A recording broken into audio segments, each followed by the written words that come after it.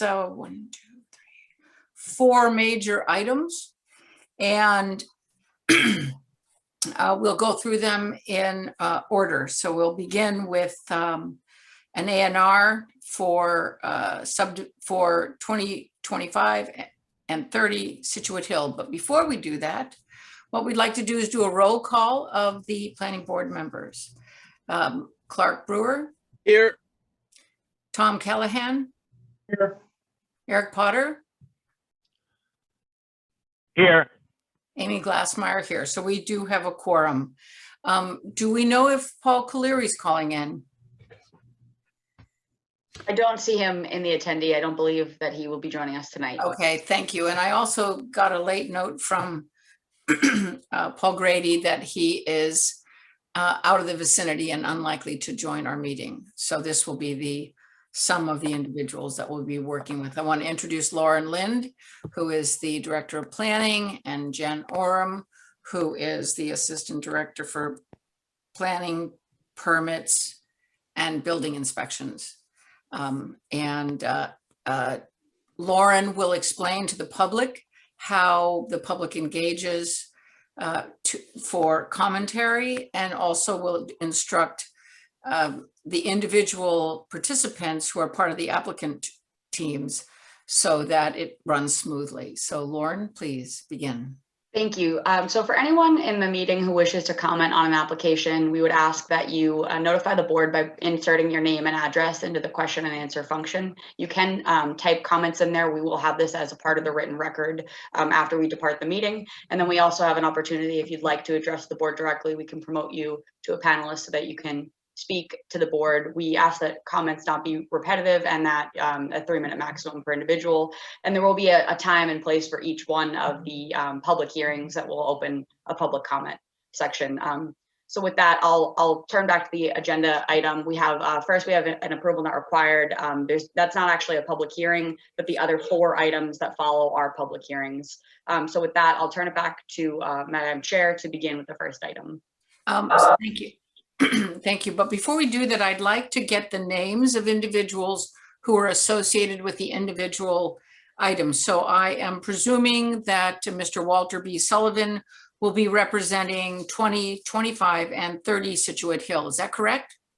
That is correct. With me is my associate attorney, also Kayla McLeod, who's on, and the project engineer is Chris Nowak. So I'd ask that he be promoted if possible.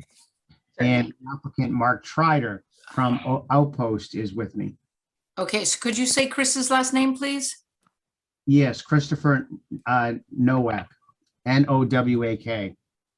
And the other person, please? You mentioned. I'm sorry, did you ask for the applicant? Well, no, yes, that as well. Okay, so the applicant is Mark Trider of Outpost Development. And I may have said it too quickly, but Kayla McLeod is an attorney in my office. Okay, I have her down. And then for 808 Chief Justice Cushing Highway, who will be representing the applicant? Madam Chair, I'll answer that in a moment. Just before we move on from Situate Hill, we also have Liz Altman from TEC, who is going to be representing our peer review firm. As we get into the public hearing, before, if we could just pause to have Liz introduce herself. TEC, just for the planning board's background, we've expanded our consulting firms on call. TEC is one of the firms that we've contracted with for the town, and TEC is actually working with our DPW on a corridor improvement area and along this area, so they're intimately familiar with this traffic pattern in this region. So we thought it would be best suited to have them review this project for us. So thank you, Liz, for joining us. And then back to your question, Madam Chair, 808 Jerusalem Road, we will hear from. No, you mean 808 Chief Justice? Yes, thank you. That's another project I deal with on another case. 808 Chief Justice Cushing Highway, we will hear from Morse Engineering, and we will hear from the applicant, Mr. Todd Emmeling from Todd Emmeling Plumbing. And then for the following 62 Rustway Large Home Review, we will hear from the engineer for that property. That will be Deb Keller from Merrill Engineers. Could you state the engineering firm again, please? Merrill. Merrill, okay, thank you. Madam Chair, if I may, we have some other members of our team that I would ask be promoted to. Please state their names. Sure. Sevi Strekalowski is the project architect. And we also have for the applicant, Thomas May and Michael Kim. I'm not seeing the first name that you said, but I'm promoting Thomas May and It starts with a V, Lauren. It's VCEVCY. Strekalowski. All right, well, thank you. And Mr. Sullivan, if you wouldn't mind, as we progress through the discussion on your project, if you would identify the individual who you wishes to speak next, rather than me trying to figure out the order, that would be very helpful. I'd be pleased to do that. Okay, thank you. And then our last item is a continuation of a public hearing on 1 Pleasant Street. And who will be with us tonight? I anticipate that we'll be joined by the attorney, Jeffrey DeLisi, and the applicant, Paul Sheeran. And I'll note that we will have Jim Reardon from Weston and Sampson here as our peer reviewer. I forgot to note our peer reviewer for 808 Chief Justice, who is Pat Brennan from Amory Engineers. So we have a lot of guests with us tonight. Okay. So in each Sorry. instance, as we move through the individual projects, if the individual who's responsible for speaking will signal to us, then we will acknowledge your presence and then allow you to speak. That because I think this is the largest number of external people we've had for a meeting in a very long time. All right, so with no further ado, this is an approval not required under subdivision control law number 1022 for 20, 25, plus 30 Situate Hill. And I'm going to turn it over to Mr. Sullivan to begin. Thank you very much, Madam Chair. So this is a pretty straightforward Form A. There are 3 lots which we are seeking to make 1 8-acre lot. It has frontage in excess of 200 square feet upon the subdivision road Situate Hill off of King Street. This is for purposes of orienting the board behind the easy storage facility at the end of the bulb cul-de-sac. I don't know if the board would like us to share the screen and I could have the project engineer take you through the dimensions of the lot, if that would be helpful for the A&R purpose. Yes, that would be helpful, please. All right, so I would now ask that Chris Nowak speak to the board, and I think he needs to be unmuted and he can take it from here. Sure. Just give me 1 second here.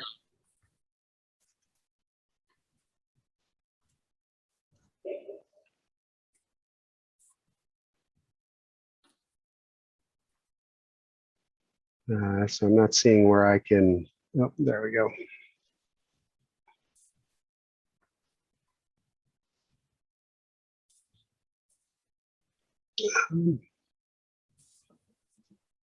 So this is, currently there are 3 sites. This is showing the overall combined site, which I think is the intent of this plan. The northern property line. Do you want me to walk you through the dimensions of these? Please do that. Yes. Sure. See if I can zoom in.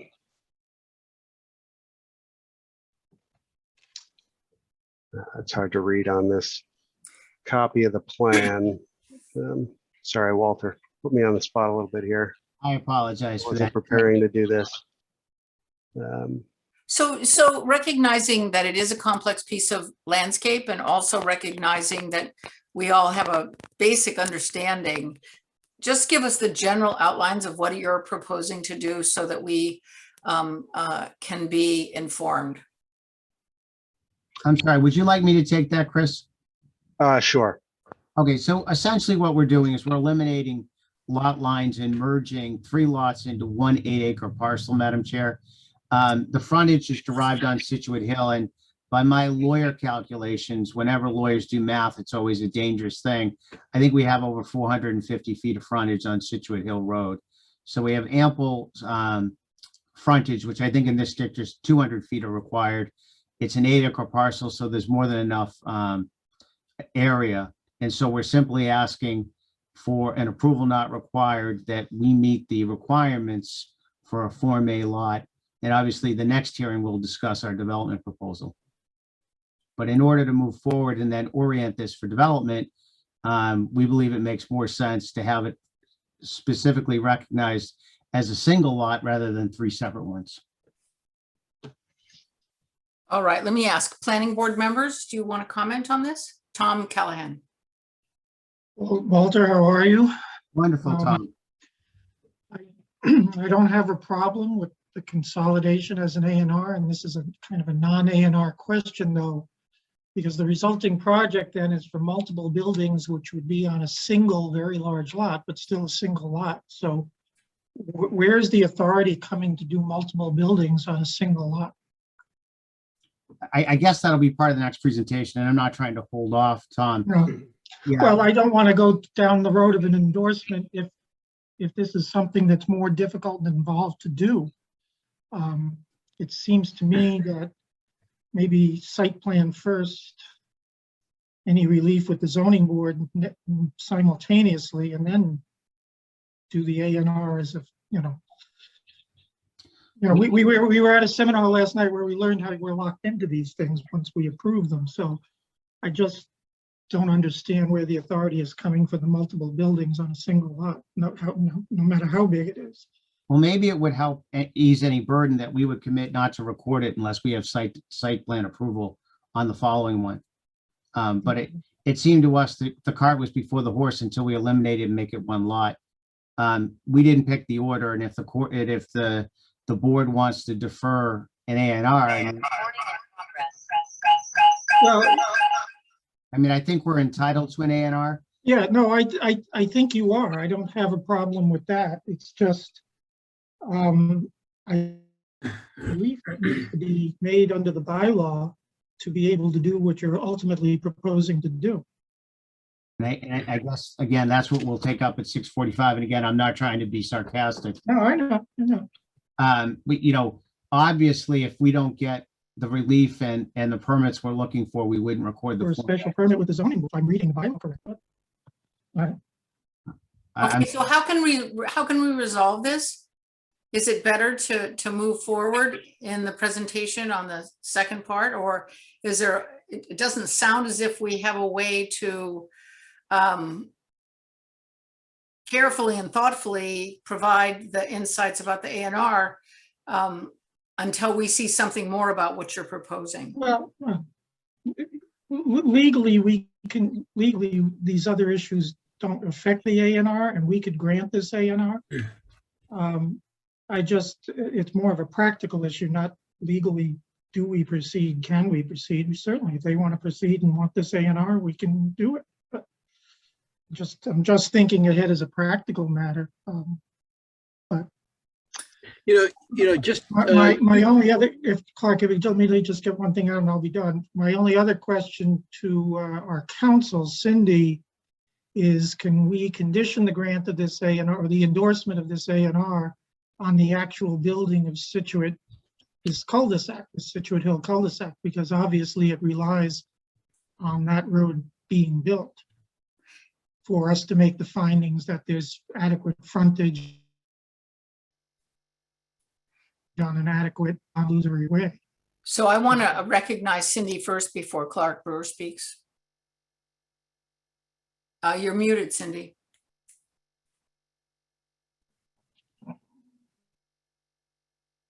Where is the existing, if you have existing frontage on these lots, you can grant the A&R. And whether they choose to go forward with this project or not, they are still entitled to divide up their property. Whether it makes the most sense for them to do so is really more of a practical question, not a legal question. So in my mind, if they meet the A&R requirements, regardless of whether they then want to do it because of what you do regarding their next hearing, I don't see a problem with granting the A&R. If the cul-de-sac does not get built, where is the frontage for this property? Is it on 3A? That's a question I have. Oh, actually, if I may, Madam Chair, defer this to Mr. Nowak to describe the road that's there now. Go ahead. Sure, I was just trying to pull that up. There is a I road lost there. my controls here.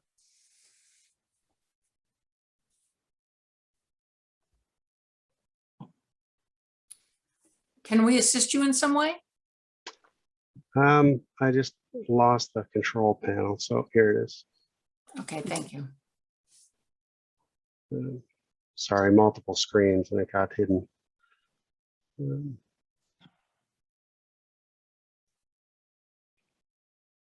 So the question's related to the frontage. Yeah, if you This- plan or you can describe the roadway now. Sure. I'll present this plan. So this is an existing aerial. You can see that the cul-de-sac is constructed currently. And the yellow line along that cul-de-sac is the existing frontage. Yeah, so So that, there is adequate frontage for the 3 existing lots. And they would be combined to form one lot with more than 3 times the required frontage. so that was my point, Madam Chair, is the road is there now and is being driven on. Oh, my bad then, Walter. I haven't been up there in ages, so I was unaware this road had built. It hasn't, must have been fairly recent, but I was unaware that it was already built. Right, so, No, no problem. It's been there for a while, and I think what was originally intended on those 3 lots, Tom, was abandoned, but the road was put in. So we're Yeah, just okay. we're really just seeking to eliminate lines. Right, okay. I get it. I get it. It's good. The cul-de-sac is currently being used as a storage space, correct? For tractor trailers. Well, I think I it's mean, that's not important, but to say that it does exist. I was up there. I tried to drive my car up the hill. I couldn't do it. It's too steep. But I definitely recognize that as a cul-de-sac. it's drivable and it's paved, and I've driven it as well. And never mind. All right. So Cindy, and then I'd like to go back to Tom so that we No, can. I'm done. I'm done. Okay, Cindy. It was my understanding that the road existed and the lots all had frontage. And to the extent that they want to make it one big lot, and to the extent that their next plan, which is their next hearing before you, either doesn't get approved or doesn't get built for whatever reason, there would be no reason or nothing that would prevent them at a future date from coming back and seeking to go back to 3 lots as long as they meet the 3 A&R lot requirements. All right, thank you. Clark Brewer, a while back, you had a comment you wanted to make? Yeah, I'm not certain that the road, the Situate Hill Road is, has been completed.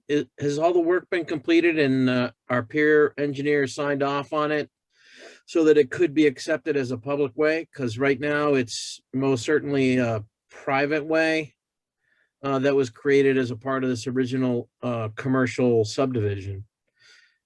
Does anyone know what the status of the way is, public or private, and complete in a conformance with the original planning board decision? Because it was a long time ago. So Liz, are you serving as our peer review? Would you be able to comment on that?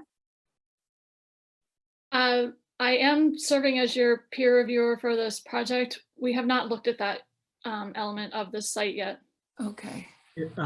If I may, sorry, I have the. Can you introduce yourself, please? Yeah, this is Mark Trider. I've researched a number of things related to that, and there was conditional approval provided, conditioned upon the delivery of certain utilities and the top coating of the road, and that's an item that we will meet, or the conditions will be met sufficiently, of course, pending all your approval with our site development, if that helps.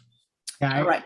Mr. Brewer's point, the road has not been taken by the town, but that is certainly something that could be conditioned as part of our next process. Obviously, we'll have to do work when we develop the property.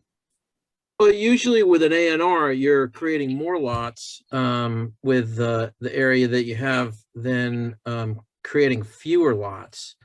So it would seem counterintuitive that if you're taking 3 lots and you're making them 1, that you obviously have access through the Situate Hill, we'll call it a private way, and you have frontage on that. It's just, I think that work needs to be completed in order for those other functions to be what I would call viable to the planning board. I think that's true, and I don't know that you can condition a Form A, but you certainly could do that as part of the next hearing. All right, Clark. I think for Tom? for the Form A, it's just, is it adequate as it exists today? And I'm not hearing it's not adequate, it's just not finished. But it is going to be brought up to subdivision road standards in the end of the day, correct? Applicant? Well, it needs to be in conformance with the original approval, the original decision by the planning board, whenever that was, 15 years ago or so. Okay, so either Tom or well, Cindy? I just had one question. I'm assuming that this cul-de-sac was shown on a way that was approved as part of a subdivision in the past, Yes, and that's important. yes. All right, Tom, can you summarize where we are? I guess we're at the point of taking a vote on that. I'll make a motion that we endorse this A&R as approval not required under the subdivision control law, with the finding that there's sufficient frontage on a way that is adequate for the intended use, non-illusory, and should be endorsed as such. I put this in a written thing, that in the idea of starting to put everything we do in writing, if anybody wants to see it, but otherwise that's the motion. It's fairly simple, I think. I'll second it, but I'd like to just I'd like to just make a comment that hasn't been brought up, that the endorsement by the planning board does not guarantee or confirm conformance with zoning. Usually we have A&R plans that have that caveat on the plans, and the Yep. planning board has a stamp, and they will stamp the Mylars before they get signed by planning board members. Yeah, I agree. Thank you for catching that. The So, motion is so amended. all right, thank you. Then do I hear any other comments from planning board members? Then I'm going to ask for a voice vote, starting with Clark Brewer, Clark Brewer, aye. Tom Callahan, Aye. Eric Potter,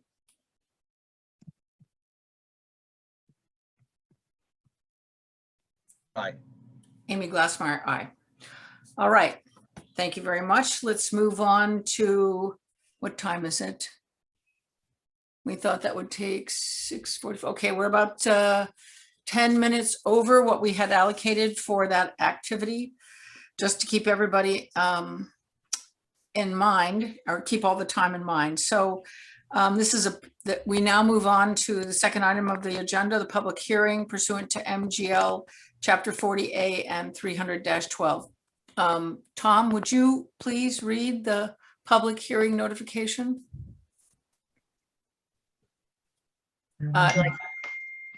Lauren, can you give that? Lauren, can you do it? I don't have it right in front of me, so. Okay, that's fine. Do you want me to read it, or do you want me to share it for you to read? No, is it on our town website? Here, I have it here. Can you see it? Oh my God. Sorry, Tom, Using it's where we expected Paul to be here, so it's. I know. I apologize. just need a heads up, but staff can also read these things, by the way. All right, pursuant to MGL Chapter 40A and Section 300-5.12 of this Class zoning bylaws, the planning board will hold a virtual public hearing on the Zoom platform. Webinar ID 873-3675-2343, password 592527, on Wednesday, June 23, 2021 at 6:45 PM for site plan review for property being shown on Cohasset Assessors Maps C6-73-14, C6-73-19, and C6-73-20, 20, 25, and 30 Situate Hill, Cohasset, Mass. 02025. The application is for the construction of an office campus, including 70 office suites and 19 buildings, totaling 27,840 square feet on 8 acres of property. The application is submitted by Outpost Properties, care of Walter B. Sullivan. Copy of the application plans and accompanying documents are on file in the town clerk's office at Cohasset Town Hall, 41 Highland Avenue, with office hours of Monday, Wednesday, Thursday, 8:30 a.m. to 4:30 p.m., Tuesday, 8:30 a.m. to 7 p.m., and Friday, 8:30 a.m. to 1 p.m. Electronic copies of said application can be obtained by contacting Planning Director Lauren Lynn via email at lind@cohassetma.org. Any person interested or wishing to be heard on the application should access the virtual meeting at the time designated. Signed, Amy Glossmeyer, Chair of Planning Board. Thank you. Mr. Sullivan, could you give me a running line of who will be speaking, the order? Well, and we're going to give you the abbreviated version because we know this won't be our last hearing and that we're behind schedule, but I'll give you a brief overview on Walter Sullivan, counsel for the applicant. Then Chris Nowak of VHB will take the board through the plans. And then Sevi Strekalowski will speak as to the architectural design as we've got it right now. And there are other team members who are available to respond to any questions the board might have. Madam Chair, by way of background, this is an 8-acre site, as you well know. The applicant proposes 70 to 75 efficiency-sized office units to accommodate remote working dynamics. This property is ideally suited for this, being in the district that it is and close proximity to commuter rail. It's the belief of the applicant that there's high demand and low supply for this, and the dynamics post-pandemic are moving this way. The applicant has this property under agreement with the owner for acquisition. As indicated, approximately 75 office units in 19 buildings and 1 community building. It'll occupy approximately 27,840 square feet on the 8-acre site, which is in compliance with the bylaw. At this point, I'd like to ask Mr. Nowak to take the board through the design, and then we'd ask Mr. Strekalowski to discuss the architectural, and then we'd be happy to respond to any questions. So thank you. And let me just let you know that we have scheduled at least a half an hour at this point. So I can slow down. Yeah, but I really appreciate your attention to what we're asking you to do. So with no further ado, let's begin. I'm sorry, Madam Chair, could I just for a moment interject? Before we get too far in, I just again want to recognize Liz Altman from TEC. She's going to be representing for our peer review. We have a larger team that will be working on the project, and we've just recently finished contracting with TEC. They will be, they're listening here tonight. They're reviewing the application material, and we anticipate their review here after this first hearing. So Liz, if you could just introduce yourself and TEC quickly. Sure. My name is Liz Altman. I am the Director of Transportation Planning for TEC. So I will be the one reviewing the traffic analysis that was performed for the site. One of my other colleagues, Peter Ellison, he's the Director of Strategic Land Planning. He will be reviewing the stormwater and site plan portions of the site. And we look forward to working with the board and providing a full and fair peer review based on industry standards and national and state standards as well. We look forward to working with you. Thank you. And let me just assure you that at the end of the conversation, you will have an opportunity to comment if you choose to. Right, we just got on. Right, it's true, but I just didn't want you to think that we were going to whiz by and you weren't going to get a chance if you wanted to say something. Thank you very much. Okay. All right. Thank you very much. So let's ask Mr. Nowak to begin. All right, and I did just want to mention that my colleague Matt Keeley, the traffic engineer for the project, will be discussing the traffic portion after I talk about the site. Thank you, Chris. I should have mentioned that. I apologize, Madam Chair. Thank you.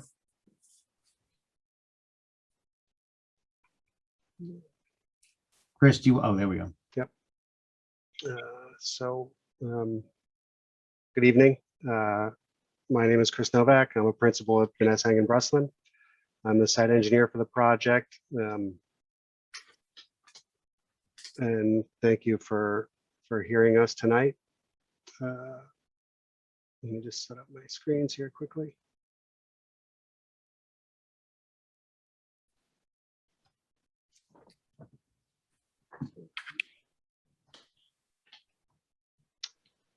Quick introduction to the site. We're located on the northwest portion of town, on the west side of Route 3A. Showed this slide briefly earlier. Site is 8 acres, located off of Situate Hill. This is the King Street intersection with Route 3A, Crocker Lane. This is the Cohasset Sportsplex. Sunrise Assisted Living.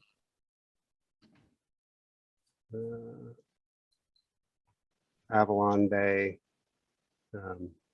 Sportsplex, Sunrise.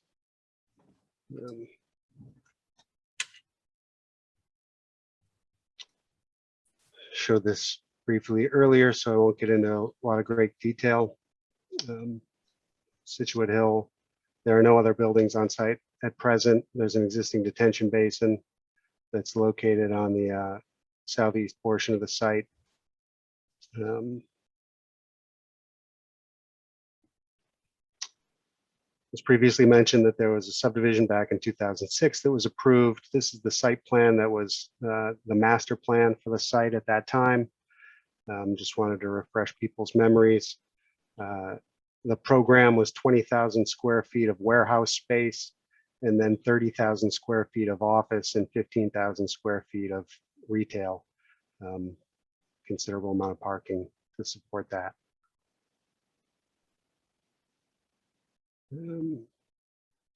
What we've currently envisioned, we discussed the program, 70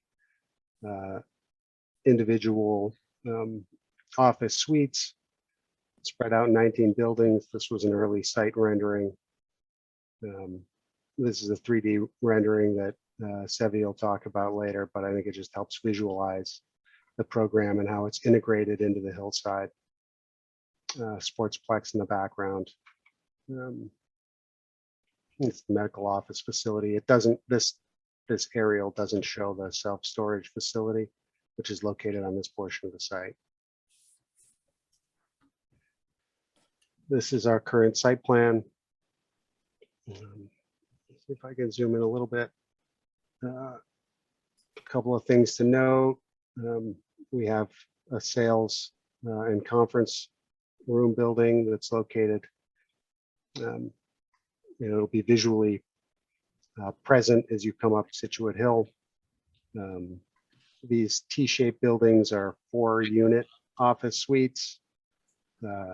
Worked within the topography. These smaller S-shaped buildings are 2-unit suites.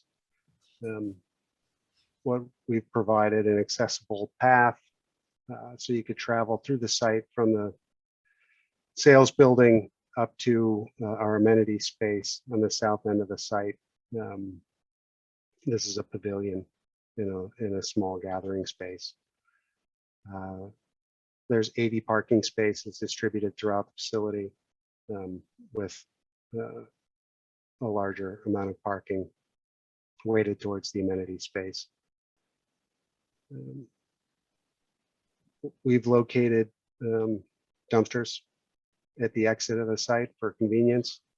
We imagine as people are leaving, they can take their trash and leave that upon exit.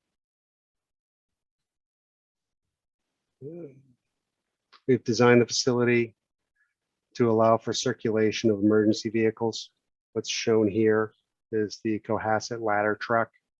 We worked with the fire department for the dimensions, modeled that within our software, and then have shown the sweep pass through the site. showing how that truck can maneuver and make all the turns. We've also provided fire hydrants so that we would have full coverage of every building on site within 200 feet of a hydrant, and usually multiple hydrants. Grading and drainage on site. As people are familiar with the site, it is a hillside. We have a low point that's in the bottom of the detention basin on site that's around elevation 4950. The high point will remain undeveloped, but is on the south end of the site, and that elevation is around 175 feet. So there's about 125 feet of vertical elevation change across the site, with the southern most extreme part of that topography remaining undeveloped. Stormwater on site remains consistent with the overall master plan development. Back in 2006, Cabanero designed the stormwater management system for the cul-de-sac and the development to support the full build out of the site. And then as the self-storage facility was constructed several years later, they remained true to that design and updated the master plan analysis to include that development, and presented the changes from the original intent of their design. We've remained consistent with that presentation because the site has a history. So our analysis demonstrates that we have less impervious area and a lower runoff coefficient, lower curve number for our site as designed. So we've demonstrated that it's consistent with the previous approved design.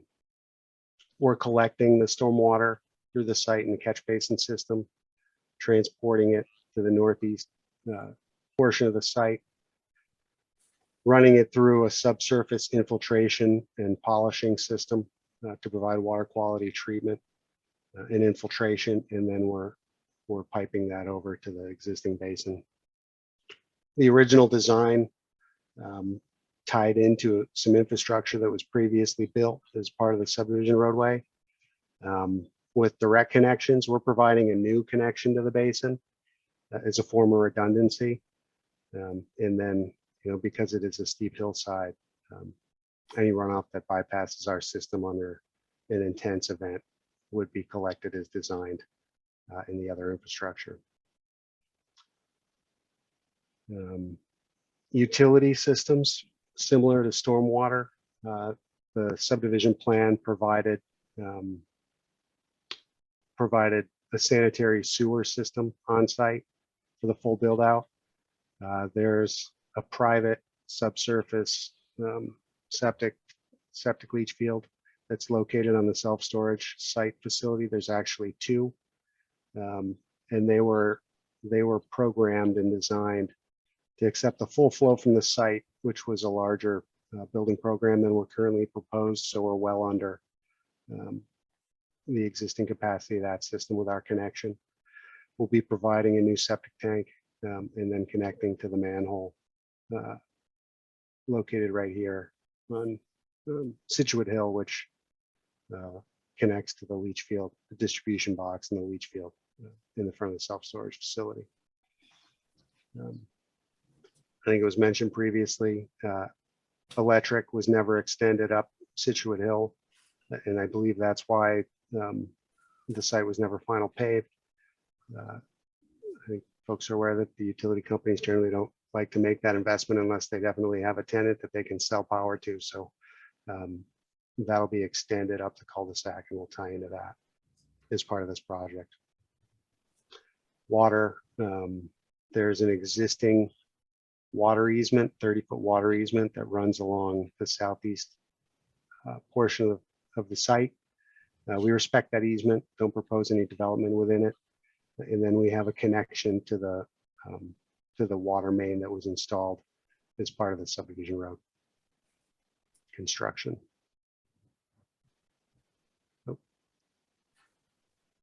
So that's briefly the site design and layout. At this point, I'd like to turn it over to Matt Keeley for a presentation on the traffic. Thanks, Chris. Matt. Thanks, Chris. My name is Matt Keeley. I'm a traffic engineer with VHB.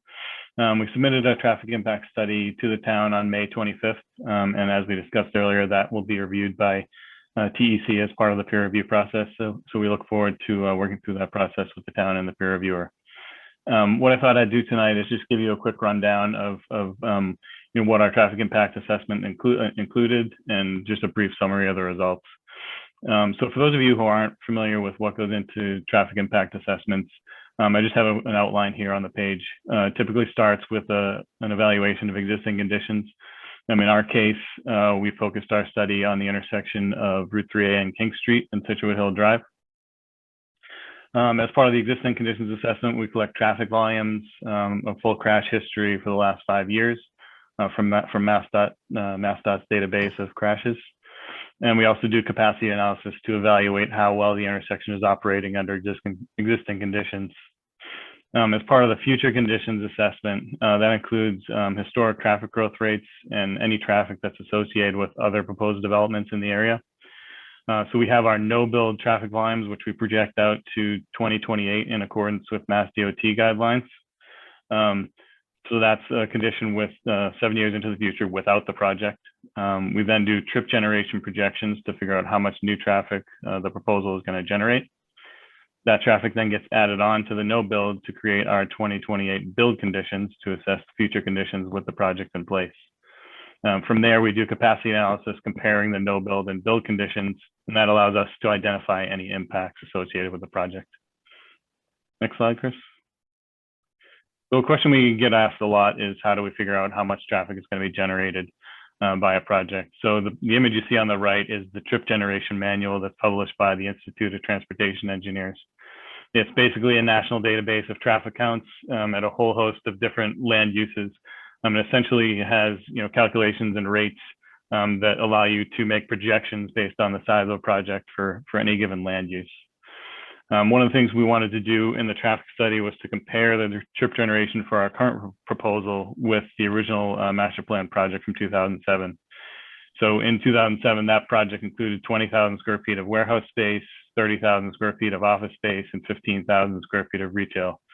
As Attorney Sullivan mentioned earlier, our current proposal is 27,840 square feet of office space. Next slide, Chris. So this is a table that was pulled from our traffic assessment just to compare the original project to the proposed project. And as you can see, the original project was expected to generate over 1,300 daily trips. Our current proposed project is just over 300. And as we look at the weekday AM peak hour and the weekday PM peak hour, you can see that the proposed project is going to be a substantially lower generator than the original project. Next slide, Chris. So just to quickly summarize the results, we did intersection capacity analysis for 2021 existing conditions, 2028 no build conditions, 2028 build conditions. Just to give you a quick summary, capacity analysis evaluates the level of service for an intersection, and that's a grading system, basically A through F, based on average vehicle delay. So when we compare the 2028 no build conditions to the 28 build conditions, there was no drops in level of service, and that generally indicates a minimal impact during the peak hours. I'm sure we'll get into more detail during questions and as the peer review progresses, but just wanted to give you that quick summary here tonight. Thank you. Thank you. I think at this point, if Savvy, were you prepared to make a presentation on the architecture? I could do that. Unfortunately, can you hear me? Yes. Yeah, I apologize. I have to be on my phone. The computer is not cooperating, but yes, I could say a few words. Can you please introduce yourself? Yes, I'm Sevy Strekalowski Architecture. And with me also on the call is Michael Kim, associate.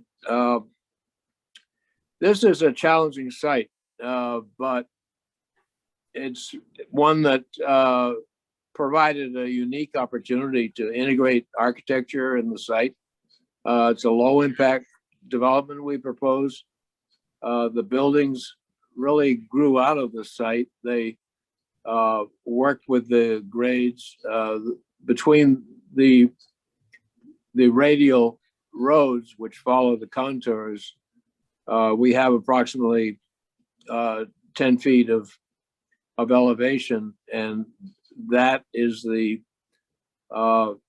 setting for each of these buildings where they're accessible from both upper and lower elevations. The character of the buildings, this is not a flat site. The buildings are not typical flat site buildings at all. It's an opportunity to do something that's really contemporary, interesting, different. The materials will all be very natural siding that resembles natural shingles, vertical siding, and it's an opportunity to make a statement for a unique condition, which is the remote learning experience that many of us have gone through this past year, and which is not really going to change. There's a real benefit to providing this kind of facility close to a residence and within a commute of a city, but there's a lot of interest in larger companies in putting their employees in this kind of community, but one that provides separate architecturally stimulating environments. Excuse me, I wanted, since everybody was on his phone, if I'm allowed to screen share, we can put up the visuals. Thank you, Michael. So here's the overall aerial view, and you can see how both the street pattern and the layout of the buildings is designed to really tuck into the hill. The development and the hill become one. The typical building, of which are the ones that are most common, you can see in this section actually exist on 2 levels. So we enter both above and below the different tiers of the hillside. The actual remote learning modules are about 200 square feet plus a restroom and lobby space. So we're really talking about the size of your average living room. It's a very unique project. It's a new concept of workspace. And the fact that there are 70 office suites, well, there are 70 living rooms. It's very, very small. And again, tucked into the hill. Sevi mentioned the use of natural materials or shingle type materials, and the very compact nature of the massing. So this is a 4-unit building.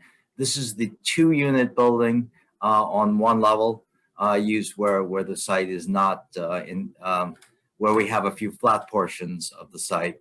There's also a recreation pavilion at the very top of the site, which will offer views of the ocean. And there's a zigzag pedestrian path, so a great place for a break or for some informal gathering. And the final building, is the convention center.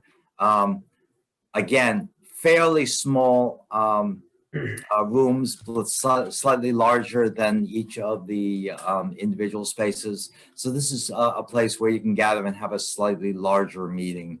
You could also attend both rooms with a breakout outdoor area. So we're talking about very small buildings integrated to the site, all shingled, all with a fairly united appearance. Excuse me, Michael, I don't see any square footage or dimensions on the plans. Could you just tell us what the standard building overall size is and in the common building, just overall dimensions? Okay, I don't have the exact dimensions on me, but we have a module here that's about 200 square feet. The individual units are about 300 and change, multiplied by 70 to get the majority of the square footage. Okay, so the units are something like 15 by 25, something like that? That's correct. 16 by 24. Okay. Exactly. All right, I was close. Yeah. And you both have said remote learning several times, but my Remote work. understanding it's remote work, not learning. Yes. Okay. Correct. Got If it. I said learning, I apologize. No, no worries, no worries. I just I wanted to make sure you weren't putting a school in here. Not that that would be bad, but that's not what the project is. It's remote work. Remote work, right? Correct. And these plan vignettes are at the same scale. So the individual buildings, I think, are about 350 square feet, or sorry, the individual rooms are about 350 square feet, restrooms and a separate office space, all on one floor for the conference center. And the suites could be co-joined. Correct. Where they're on the same level. Horizontally, not vertically. There's no stairs. Correct. Okay. And actually, that's an access issue. Is there any sense that there'll be services on site rather than assuming that people are going to find lunch or exercise or other sort of amenities? Or do you see this as an integral, amenity-rich office setting? Mark, do you want to take that one? Yeah. Well, the reason we chose this location is because we feel that there are excellent amenities in the area and in the vicinity. An abundance of quality restaurants, both fast dining, fine dining, so on and so forth. We look at this as a office option for community members to go for a run at lunch or ride their bike to work or ride their bike home from work. We're excited for the opportunities that people may have for that. And it was touched on earlier, but the green space at the top is really where we're looking to have the sense of community manifest most. And up there, we envision people having informal gatherings, maybe lunches. If people have dogs, it's a great space to throw a ball. If we had outdoor exercise equipment, perhaps we're still kind of formulating that amenity base.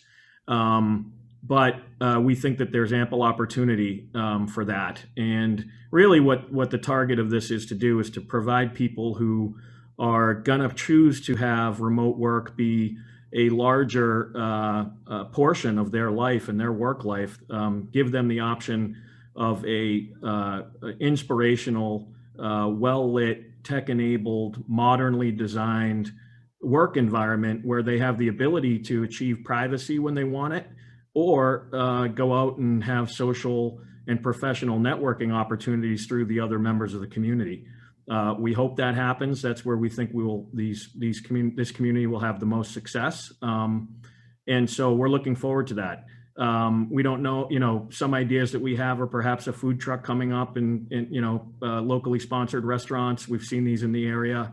We know people like them. That could be something that we do as well. But really, yeah, the community aspect and the gathering areas like the conference room facility, as well as the outdoor green space at the top, we think will have an excellent amenity offering for the tenants that choose to occupy space here. So in our next presentation, I think it would be really interesting for you to provide comparables about this idea. Every real estate document that you read, every newspaper, you pick it up and everybody's saying the same thing. And the question is, what's really unique? And how do you make it unique, and how do you make it fit into Cohasset? And I think it's that would be a really kind of fun exercise, is to see. Madam Chair, we did submit with our materials and needs assessment, and some of that material is alluded to, but we will definitely embellish that and submit that at our next meeting. Thank you. I would just like to conclude by just reminding everyone, this is in the Technology Business District. We're allowed coverage of up to 60%, and our plan is proposing 35%. Building coverage allowed here is 25%, and we're proposing 6.3%. So we're well within the limit. This use is allowed as a miscellaneous business office in the Technology Business District. So we would welcome any comments or questions from the board or the consultants. We recognize that this process will be ongoing. Thank you. Thank you. Let me ask if our peer reviewer would like to make any introductory comments. Thank you, Madam Chair. I think you hit on my primary question, was if there anything else like this out there that, you know, that we could compare traffic generation or, you know, types of hours that it's used, that type of thing. Are they going to be assigned to a specific person, or are they day use kind of things? So I guess that was my general question that you already hit on, was, is there anything like this that we can find out some more information about it? Yeah, I would describe that as programming. So the site has to be programmed, and the best programs produce the best outcomes, in my experience. Well, So are there other comments from the applicants? not at this time, but we'll address that. Oh, not from the applicant, no. All right, so let me ask the planning board members. Clark Brewer? Yeah, I'd say this is an exciting project for this particular site. It's a steep slope. It's obviously hasn't been used in the 15 years since it was originally approved by the planning board before my time. A couple of things that jump out at me in terms of the programming. You might have a consolidation of deliveries and things like that, and have like a real a room as a part of your, instead of delivery trucks going to every suite, maybe they get consolidated to your main building. Maybe your main building gets expanded and it has a postal room, and that's also an area for gathering and interaction and things like that in a post-pandemic world we'll all relish. This seems like its proximity to the T has some benefits to the project. Unfortunately, if you've ever walked down this part of 3A to the train station, it is not safe. It's dangerous. I tried it once, and in the 25 years I've been here, and I did almost get killed. I didn't have to hop over to the guardrail into the poison ivy, but there's a need for sidewalks, and it may be that we have that we want to think about sidewalks that go up the Situate Hill. I'm just thinking about connectivity here, that go up the Situate Hill private way and that maybe connect into the T. It's possible that a pedestrian path from Avalon to connect up to the T would be advantageous. I certainly would be, I would encourage that kind of, other working with your neighbors. Because right now there's really not an effective path for those 220 residences to get to the train station. Things like charging stations, I would say you seem to have used the slope of the hill to your advantage. I would ask what the maximum slope is that you're, and you don't have to say whatever it is right now, what your maximum slope is. And the big thing that business signage, are we going to have 70 business signs out on a kiosk out on 3A, or is there some other management of that? How does that really work? Is there business signage, this 20 goes this way, 1 through 20, 20 through 40 go that way, you know, just whatever that concept is, I suggest that you start thinking about signage concepts for the project, just for the general community and for the people that that would want to lease your suites. And the big thing that jumps out at me though is you got 80 parking spaces for 70 suites, and it looks like the suites could take 2 or 3 people, and there's not going to be too many people riding their bikes or walking. I mean, you could say 10%, but if you had an average of 2 cars per suite, that's 140 cars. And interestingly enough, with your 28,000 square feet, that coincides with the 1 to 200 spaces that's required under 7.1 subsection G for office space. So that's 140 cars, not 80. I know that the bylaw does build in some flexibility, but I still think it's an average of 2 cars per suite, and that is a big planning issue, unless you're just convinced that there's only going to be 1 person in these 350 square foot suites. So those would be my main kind of beginning comments. I think it's an exciting project. Don't get me wrong. I like what you're doing here, and I think there's a tremendous opportunity for, there may be some amenity, other amenities like a common kitchen that you might anticipate in your common building as a part of this project. But you know, I guess we'll see where the hearing process goes, and expect you to kind of respond to any of the planning board's comments and see if we can help as a partner to make this as rich an exciting and successful project as I hope it can be. Thank you, Clark. Tom Callahan?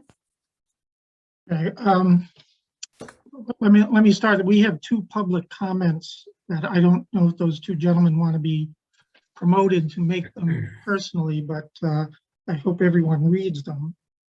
I am generally favorable to this because the town needs commercial development.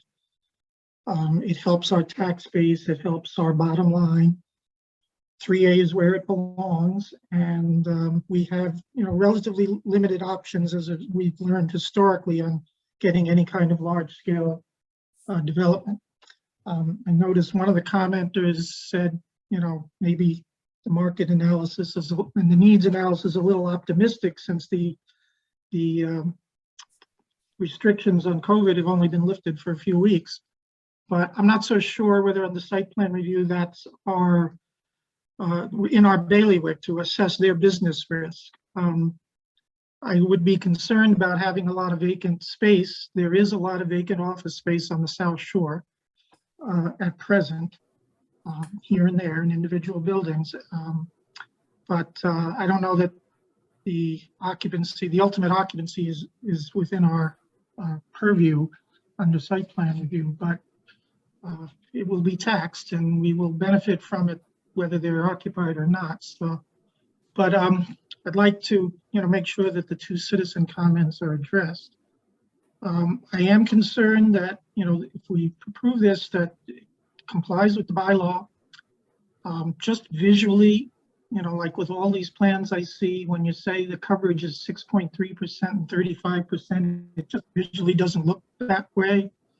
So that and all the setbacks, Liz Altman, I'd like your firm to make sure you verify all of that. Walter, you may not be aware that at our recent town meeting, we passed a clearing limit as well. It's 85% for the the TB district. So I'd like to see that calculation made and added to your zoning summary that's on one of the plans, I think the first page. Because that's important. If you are exceeding 85%, then you need a special permit from this board. Regarding the use, I'm a little troubled, again, go back to my comment on the A&R, about how we do. Can you look at us so we can hear you? Tom, talk into your mic. I'm trying, I know, I don't even know where the mic is on this thing, but I try to read and talk at the same time.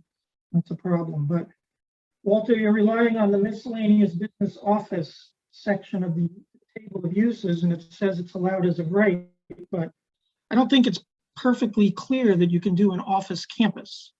I think a building with multiple offices, yes, but I think it's ambiguous beyond that. And that's, again, we generally don't allow multiple buildings on a single lot. So you'll be glad to know that also at our town meeting, we brought back our use variance provision that had disappeared for 20 years. And for anything that's not specifically listed, you can get a special permit from the zoning board. We are allowed here under the site plan review to ask for the opinion of other boards and departments. So I'd like to have us submit a request of both the building inspector and the zoning board to review this as to whether a special permit is needed for the use. And then my other comment is I'm major concerned about the traffic. And one of the commenters who lives in the subdivision across the street is as well, with good reason. That intersection, when, like me, you're regularly leaving the dump and trying to get home and turn left on 3A, it's a difficult intersection and there's going to be a lot of traffic. I don't know what inquiries have been made to the state about a traffic light. I've anecdotally heard it wouldn't be approved, but I would like to see something official from the state highway department that a light would not be approved here. Otherwise, I'd ask for one, because that intersection does not need the added load on it. You're going to make a four-way intersection with, what is it, King Street across the street. It's dangerous right now, so I'd like to see the state weigh in on that officially if we can. Could I just make a point to that? That's all I have at the moment. All right, Tom, thanks very much for that. We are now at 7:39. I want to check in with Eric and Lauren, and then I just would like to make a few final comments. And then I would ask one of the planning board members to make a motion, but I would like Clark to wait because I've got two people ahead of you, Clark. I see you. Thank you. Eric Potter. Hi. I think it's a very interesting project. I mean, quite honestly, you don't see this every day. There's definitely a need for something like this.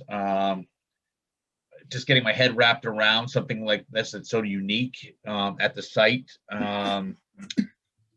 That's my biggest, I think, hurdle right now, is just really getting an idea of what all those buildings are going to look like when they're finished. And really getting an understanding of what the feel is, the real life feel is going to be.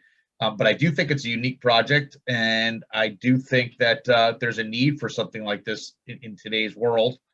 But I just have to, I think, get my head wrapped around what this is going to look like when it's done and constructed. I think I do like the fact that they are, going to be a smaller buildings as opposed to one massive, bigger, complex. I think that's a nice thing. But quite frankly, I don't have much experience with this sort of a project and have a comparison to it. But I will say that I do think there's a need, and I think it's interesting. And right now, I'm interested in just learning a little bit more about it and kind of doing a little bit more due diligence on. I think there's a project that I think, which is interesting. It's not a similar work, professional space project, but there's I'm from Newport, Rhode Island, and there is when I go home to see my family, there's a similar sort of project that took place that has a number of smaller, let's call it economy or efficiency hotels on the way into Newport, which is, I think they're two stories, and they're small efficiency hotel, short-term stay places for vacationers in Newport. And I thought the project, every time I drive down there, I thought it was pretty cool. It's something different, something thinking outside the box. I know it's not office space, but that project, but that's the closest parallel I have to this. And I congratulate the developers and the team so far for kind of thinking outside the box, being progressive and thinking about how the world's going to be working moving forward. And I think if the scale of things is not going to be too overwhelming, it's going to fit into that area and into the hill over there. I think it could be something that would be unique and interesting and beneficial to the community and to the people here and to surrounding towns to utilize with the new world that we're living in. So that's really it for right now. I think the questions that have been asked have been great, and I think the presentation has been great so far. Thank you, Eric. Lauren? Thank you. I just wanted to, and Tom made a point earlier about inquiring about state highway and a traffic light. And I know there's been conversations taking place with our engineering department about road improvements. And recently I was told by one of our engineers that the state is moving away from traffic lights and moving more towards rotaries to control traffic in this corridor. But I'd be happy to sort of gather any of the information that they have on what they're doing along that and supply to the board. Thank you, Lauren. I think for us to make proper findings, we could have some input from the state, at least in what they're thinking. I agree with that. I just want to read the two comments into the record that were presented by citizens. Is that okay, Lauren? Mr. Mano is willing to be promoted and speak. Oh, okay. So if Mr. Mano would like to speak for himself, and then if Mr. McGrath does too, that would be helpful. And then I'd like to try to move us on. Certainly. I'm going to promote Mike Mano now. Mike, if you could just state your name and address for the record before you begin your comments, please.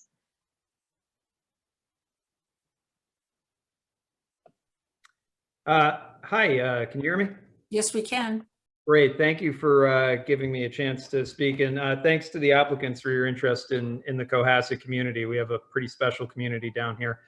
For those of us who have traveled 3A extensively, it is a very heavily trafficked corridor at almost all times of the day.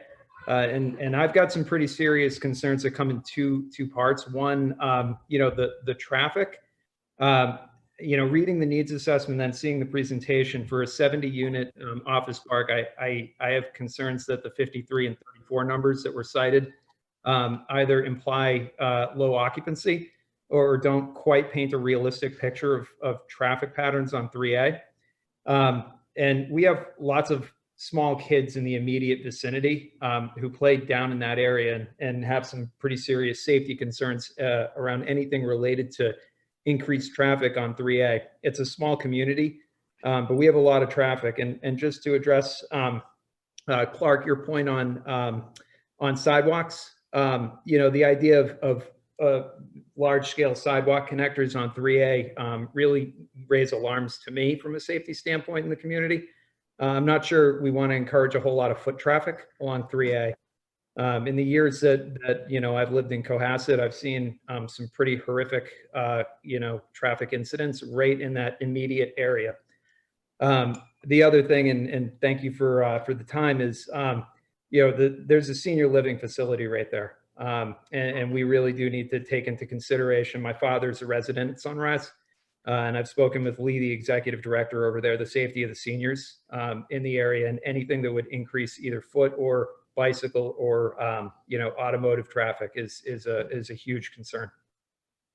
So thank you, Mr. Mano, and I hope you stay along during the process that we'll be undertaking. It'll probably be 4 or 5 meetings, we're not sure, but citizen input is really important in the process. Yeah, no, I look forward to that. Great. Would Mr. McGrath like to speak, or I'll read his comments? So he doesn't look as if he wishes to speak. Oh, no, I'm happy to speak as well. Thank you for allowing me to be heard. Along with seconding Mr. Mano's comments, I just want to talk about more of the community impact. First of all, I just think it's like grossly premature to assess the demand for remote workspace less than 30 days after the governor has lifted any restrictions. My office in particular is back in full force where I hadn't commuted in 15 months. So I just don't know if we know the final impact of remote workspace. What we do know is the economic impact on retail businesses. We've seen Shred right across the street from the proposed site closed. Lunch is a new business that just opened up. We'll see how that does. Farsh Oriental Rugs has closed. So there's 32,000 square feet next to Stop and Shop that's unoccupied. Like one, let's see what the economic impact on the retail businesses that already exist here are and potentially fill that space along with the space that's available at Stop and Shop before we go build another 70 building units where people are going to bring dogs to throw a ball. Like, I don't understand the usage of the space or the intended objective of who's going to be there when we might have available retail space right across the street from the proposed site based on retail and available occupancy. So I'm just not convinced that this is a viable, like, I know we're all living in this environment and we think that this is what we need, but I don't think we have any clue that we need 70 buildings for a future remote work from home space. So thanks for the time. I just think this is wildly premature.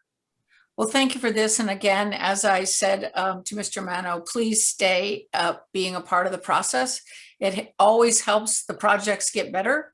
And everybody's insights are usually very seriously accounted for. Well, thank you for that. Thank you. Appreciate it.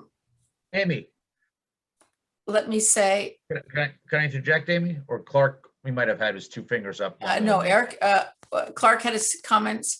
I'd like to ask Clark and Eric both to speak very briefly because we're now 30 minutes behind. I'm not going to take much time. One other mile high thing for this project, I think that would help is to incorporate sustainability aspects of it, whether the roofs are solar ready or actually you get leases for solar panels, charging stations for electric cars. I think that's probably a good idea to have incorporated. And other, I mean, we're a green community, so we have the stretch code. And that takes care of building envelope issues, but anything that can help, I think, further define a sense of community, because this is going to be a business neighborhood.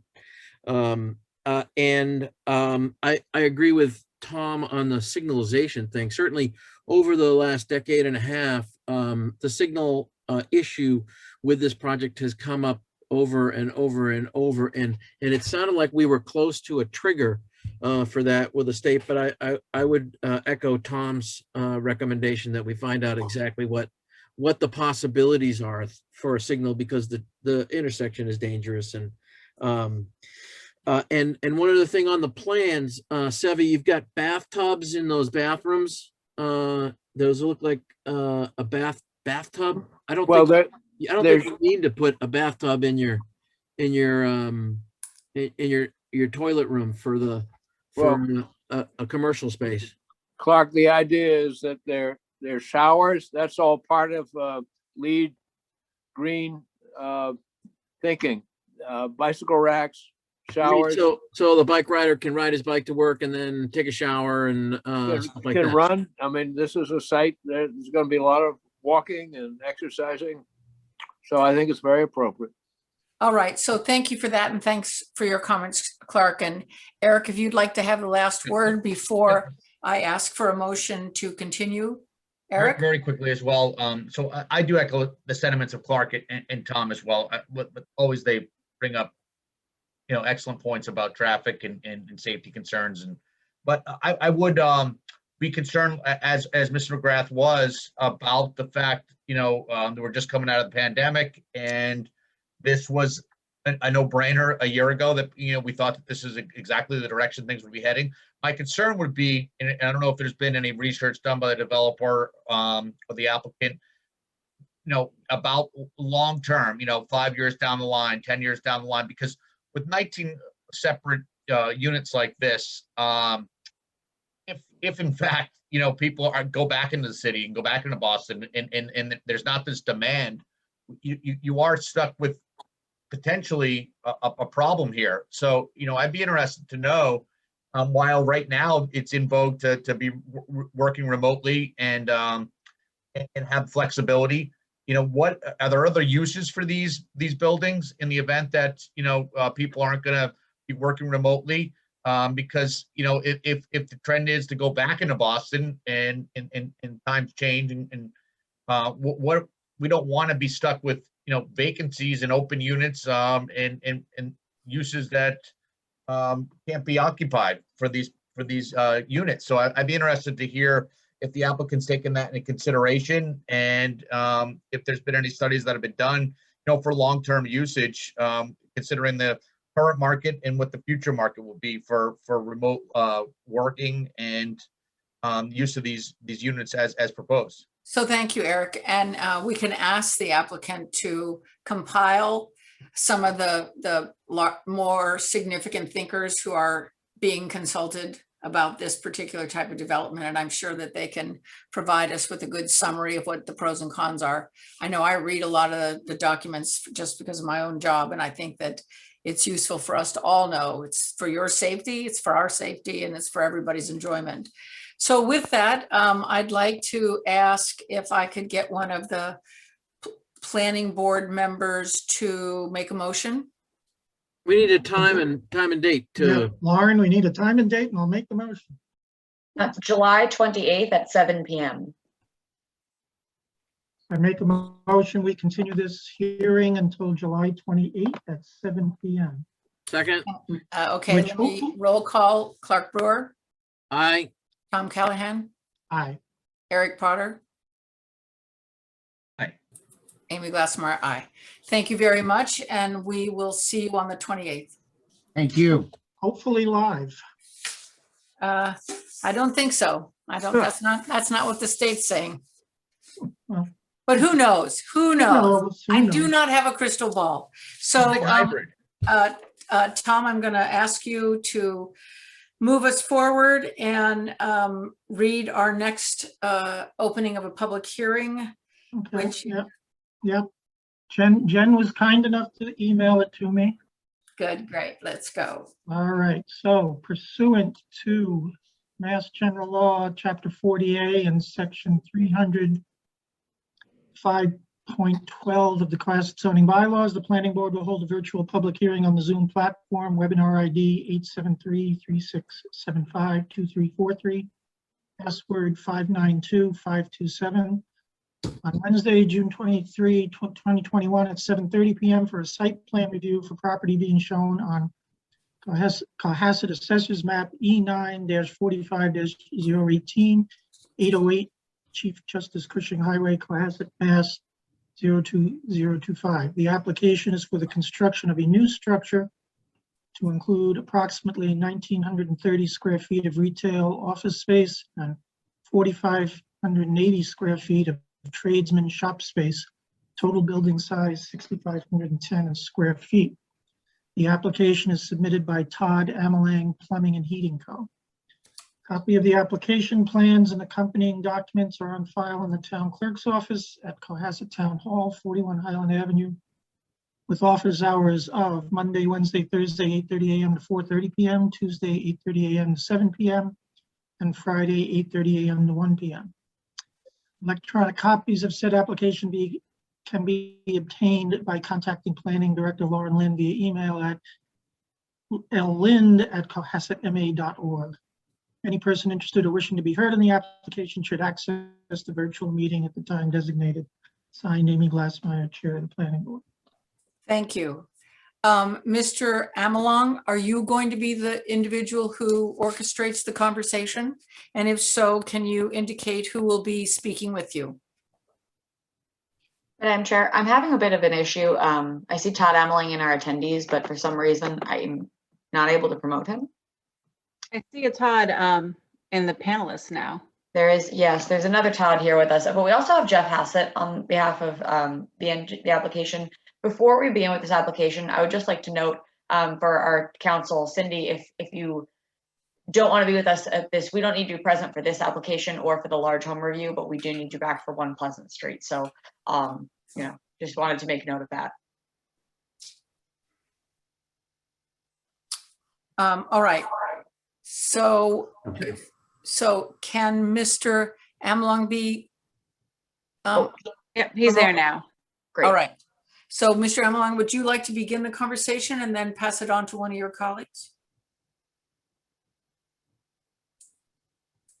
Or Jeff, are you? No, I can dive right into it. All right, thank you. So for the record, my name is Jeff Hassett. I'm a civil engineer with Morse Engineering. And Morse Engineering filed a site plan review application on behalf of the applicant, Todd Amelang. Todd, I see, is on the call, and I believe his son, Dan Amelang, is on the call as well. So this project is a redevelopment of the property at 808 CJC Highway. And this property is about 25,000 square feet in size. It's entirely upland, and it's located at the intersection of CJC Highway, or 3A, and Brewster Road. And I'm going to take a pause and share my screen so I can walk through the site plan and the architectural plans.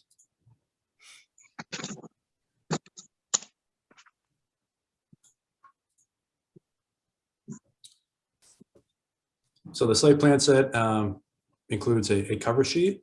The next sheet is the existing conditions plan.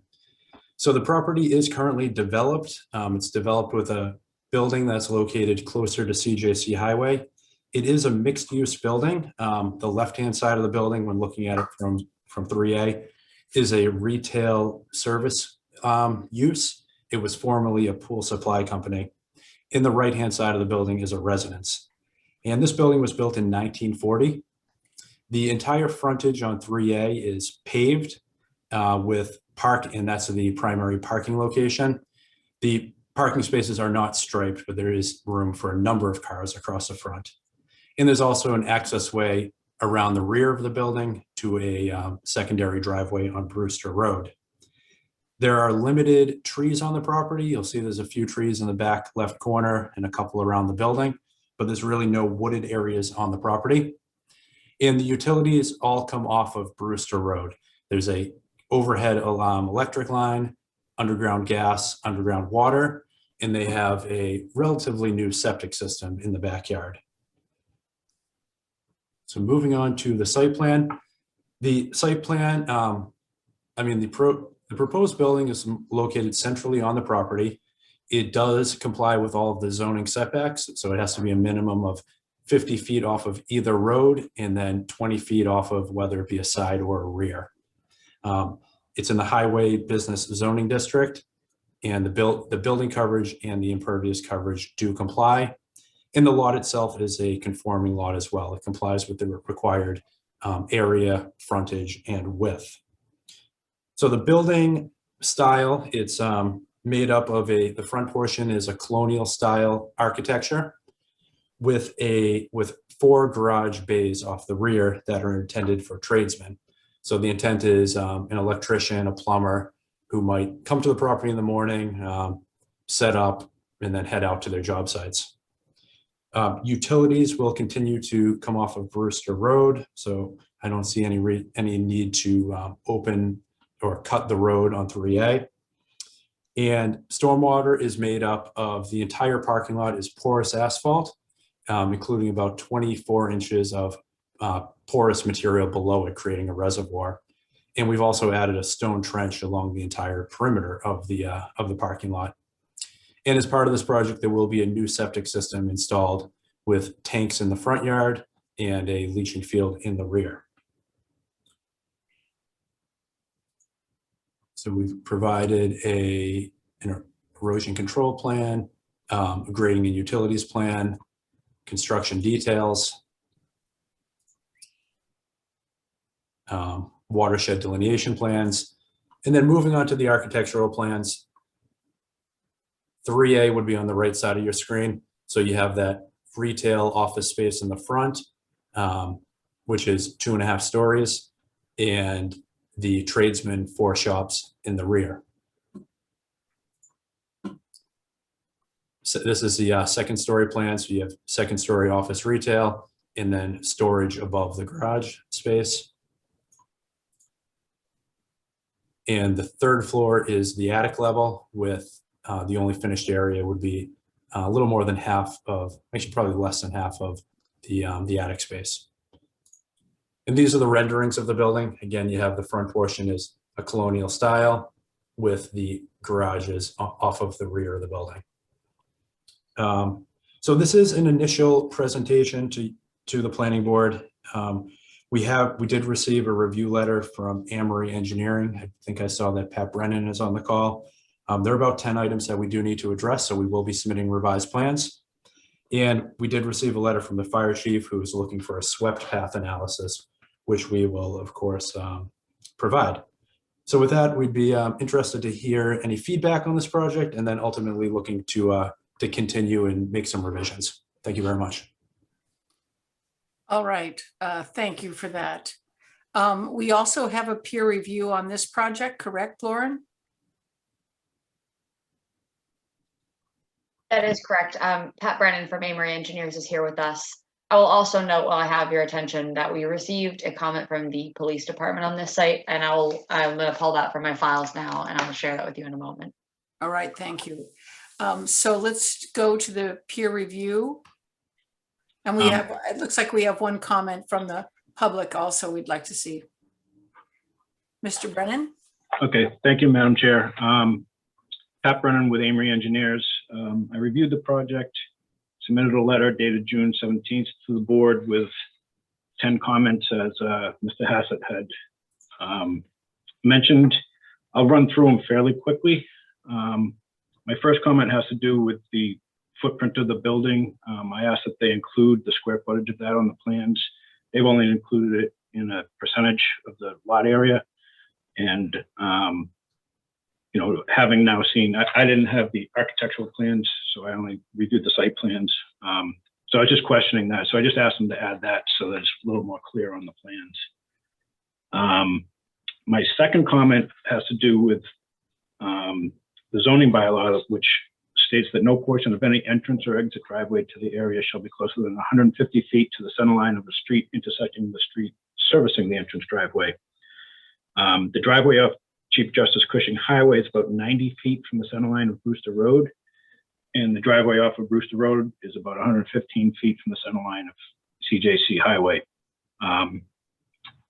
But I do note that the driveway off Brewster Road is in essentially the same location as the existing gravel driveway off Brewster, and the driveway off CJC Highway is further away from Brewster than what the existing driveway is now. As Mr. Hassett mentioned, essentially the entire frontage along 3A is an open curb cut right into the property. So they're closing that off, narrowing it down to make a more of a driveway curb cut than what's there today. Your bylaws require 2 permanent survey monuments to be shown on the property, so they need to show those.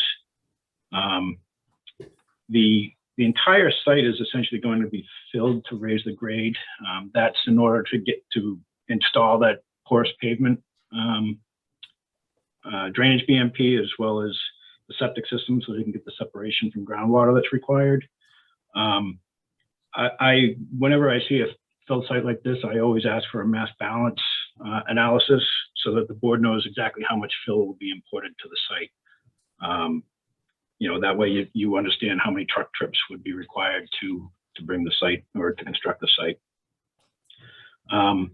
The porous pavement wraps around the rear of the building, and it would be within 10 feet of the proposed septic leaching system. That complies with the Title V setback. However, the Mass DEP stormwater standards require 50-foot setback between an infiltration system, which is the porous pavement, and a septic leaching facility. Some of the porous pavement in front of the building would also be within that 50 feet of the septic leaching facility. So stormwater management and Title V have differing setbacks. Stormwater management is the more restrictive one with a 50-foot setback. And the stormwater standards also require that porous pavement be set back from slab foundations a minimum of 10 feet and cellars a minimum of 20. I wasn't clear whether the front portion of the building was going to have a basement. You know, obviously the contractor bays would not, so that would be a slab foundation. The porous pavement goes right up to the garages there. You know, and I knowing porous pavement, I did some research. The 10-foot offset is what's the stormwater standards require. However, they do provide some guidance that you can put an impermeable barrier in there, similar to a septic system for breakout issues. And I think something along those lines, if that's what was proposed, it would be a better option than not having that porous pavement within 10 feet of the slab foundation. Because with the drainage calculations the way they have them, with that porous pavement, they show absolutely no increase in the rate or volume of runoff in the post-development condition. I've asked that areas for snow storage be shown on the plans. And then the slope at the corner of the intersection of Brewster Road and Chief Justice Cushing Highway is 2-on-1.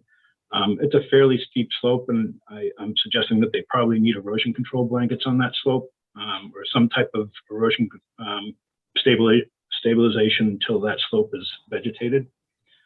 I had a couple comment about the post-construction operation maintenance plan for the stormwater system. And there was a discrepancy between the narrative and their checklist about quarterly inspections versus semi-annually. So I'm just asking that they make that consistent. And then they have a note on sheet 3 of the plan set, which specifies that all proposed lighting would be dark sky compliant and shielded to prevent light spillover on adjacent properties. And I just wanted to bring that to the board's attention as to whether you think that's sufficient as a specification, or whether you need a lighting design with photometrics to show that, to prove that it doesn't spill over onto the adjacent properties. And then the erosion control plan, I believe is more than adequate to protect the site.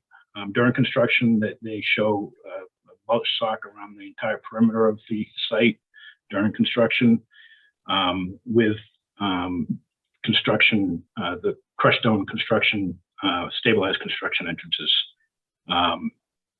So with that, until, those were my comments on the initial set of plans. Obviously, Mr. Hass is going to work to address those. But I just wanted to, run those by the board so that you're aware of what I found. Thank you. Thank you. I would like to ask if Mr. Amalang would like to say something. Can you hear me? We can. Good. I apologize for not initially addressing. I'm basically not very tech savvy. We got it going here and I'm on my phone. No, I think Jeff has addressed pretty much everything that at this point that I can see. We got the peer review, and I know he's going to look into all of those items, and we can go from there. It's very preliminary for me at this point, and we're just looking to try to make the property a lot better than it is right now. Great, thank you very much. And if you have any interest in saying something more, please just let us know by either raising your hand or putting your name into the chat, and then that will identify your interest in speaking. Okay, thank you very much. Then let's begin with the planning board members. Clark Brewer. Lauren has her hand up. I'll go next. Sorry, I can't see her hand up. Okay, I wanted to just share with you the comment from the police chief.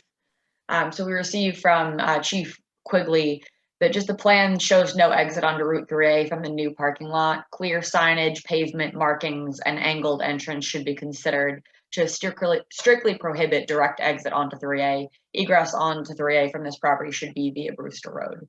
So that I just wanted to share with you that we received that as well. And that is the intent of the design.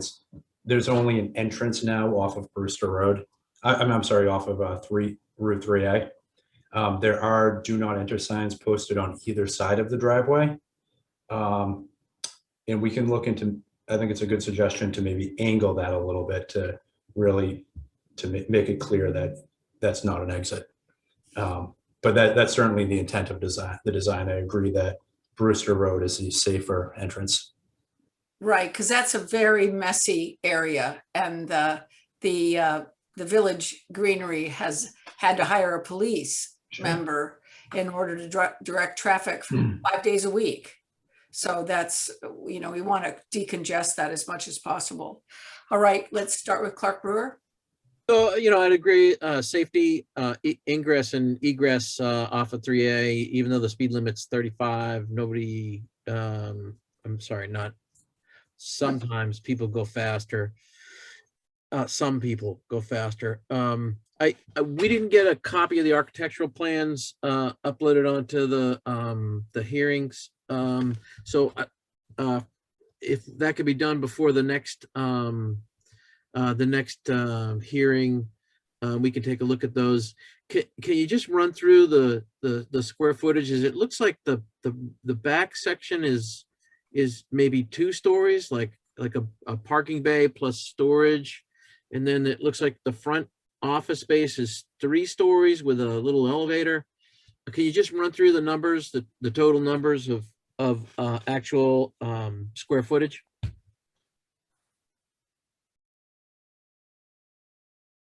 Mr. Hassett, I think that might be directed to you. Oh, I'm sorry, I was on mute. Yeah, the front portion of the building is the colonial style. That is a 2.5 story. So approximately half of the attic floor is finished. And so the total office area, office retail, is about 3,140 square feet. And then the rear portion of the building, the lower level, is about 4,600 square feet. And above that is unfinished space. So it could be storage or something like that. Is there a stair or? There are individual stairs in each unit. So each Can you just pull up the architectural plans again? I'm sorry. There we go. So Okay. each garage, 3 of the 4 garages are about 1,200 square feet. This unit's a little bit smaller. Each one is, just open space with a bathroom in the back corner and a flight of steps up to the storage space above. And then that's Okay. shown on the Yeah. second floor plan. And then I don't know. I can't tell what the total is for area of the building or footprint. Oops. It'll be easier once the plans get uploaded. It'll answer my question. Your overall footprint is. Yeah, the architect called it out here. Although not the footprint. The footprint I do have jotted down. Footprint is 5,955 square feet. Okay, so about 6,000 square feet for the first floor area. Correct. Plus whatever is above that. Okay. Well, we'll look for those plans for our next review. I agree with Patrick. I'd like to see the light fixtures. Dark sky feature is important, but I think it makes sense to pick a fixture and make it a part of the package. Sure.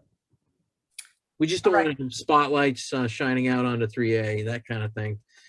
Dark sky isn't that, but photometrics would be great. Sure, we can try that. Those are my preliminary comments. All right, thank you. Tom Callahan? Once again, I'd like to solicit an opinion of the building inspector and the zoning board about the that's proposed for zoning compliance and the driveway setback that Mr. Browning brought up. Tom, you have an echo in your voice. I'm not sure why. Divine intervention, I don't know. I have a question about the budding property. Is your plan showing that that's in highway business as well? That's correct. The property to the rear on Brewster Road is highway business. How far back does highway business go there? I don't have the zoning map in front of me right now. Okay. No, not either. All right, I just had a question about that. I assume that piece of ledge at the corner of Cedar, Brewster and the highway is being removed? The majority of it will be removed, yes. We don't have a bylaw on it yet, but in a perfect world, it would stay. But, and the other thing, I noticed we had 2 other comments, and one was about screening. I mean, this is a substantially larger building than exists today, and are you going to provide some form of screening to the abutting properties?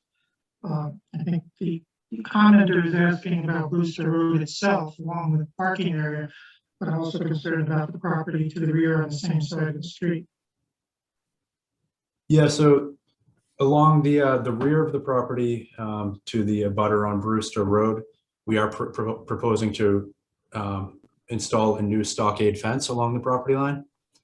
Currently on Brewster Road, we're proposing dogwood trees as, you know, as street trees. But I did read that comment from the abutter, and I think on the next iteration, we will incorporate probably more evergreens between the parking area and Brewster Road. Okay. That's all I have, other than to note that we do have two commenters, and one of them might want to speak. So. Right, let me just go to Eric Potter first.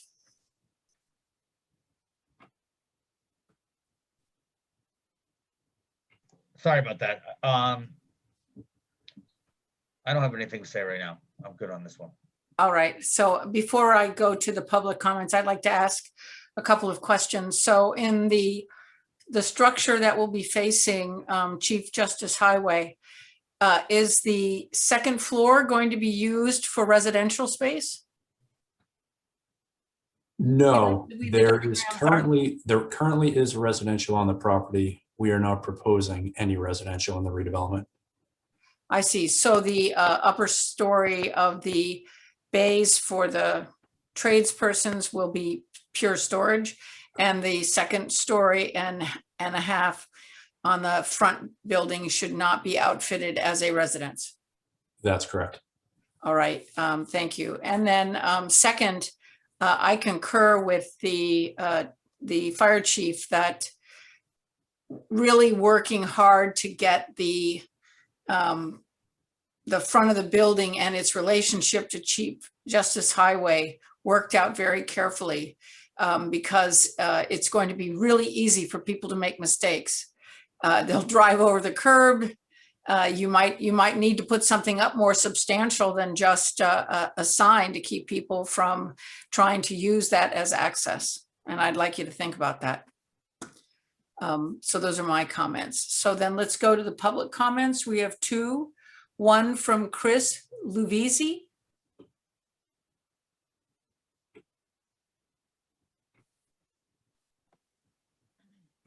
Do you want to promote him? Yes, I'm unclear. Chris Levisi's left the meeting, so all right. So I'm not sure what that was directed towards. Okay, then would Mr. Blake like to comment? Sure, yes. He'll be rejoining us in a moment.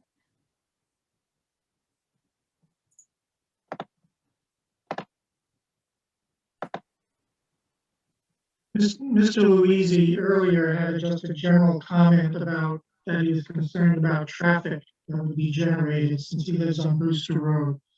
Didn't get into specifics, but I assume with traffic studies being done or should be done. All right, thank you. Mr. Blake. Hi, thank you so much. Can you hear me okay? Yes, we can. Thank you. I just want to start by saying to Mr. Amelong, I'm very excited about this project. You know, the property was, in our opinion, rather neglected before he moved in. So we appreciate what he's done so far, and we're excited to see what goes in. I put it in the chat, but I just want to say our concerns are just privacy with the parking spots facing our house. You know, I look over at the property every morning from my window here. So some privacy, whether it be a fence or the evergreens as suggested by Mr. Hassett, would be very welcomed. And then I think this issue has been talked about all night, all over 3A, but the traffic concerns, the most dangerous thing I do every day is turn left onto 3A from Brewster Road. So I know we already have the police detail from the Village Greenery.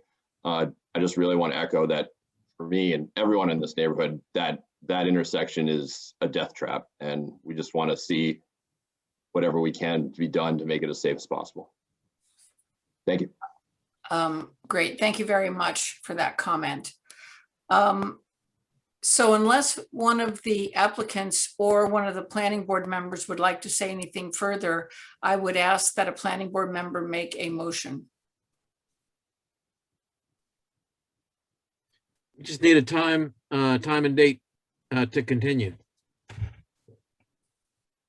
That would be July 28th at 7:45 PM. So moved. Second, All right, roll call vote. Clark Brewer, Aye. Tom Callahan, aye. Eric Potter, Aye. Amy Glassmeyer, aye. Thank you very much for everyone on this case.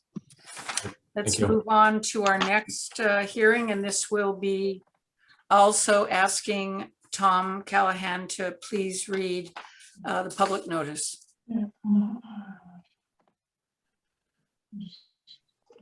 on, open up. There you go. That would be on Rustway. Can someone else read it? No, I had it. Pursuant, why, you don't like the way I read? Here, it's a big echo chamber, my friend. I'm sorry, I thought it was my New York accent. I No, can read it. Thank you. Okay, Hold on one moment. Sorry. Okay.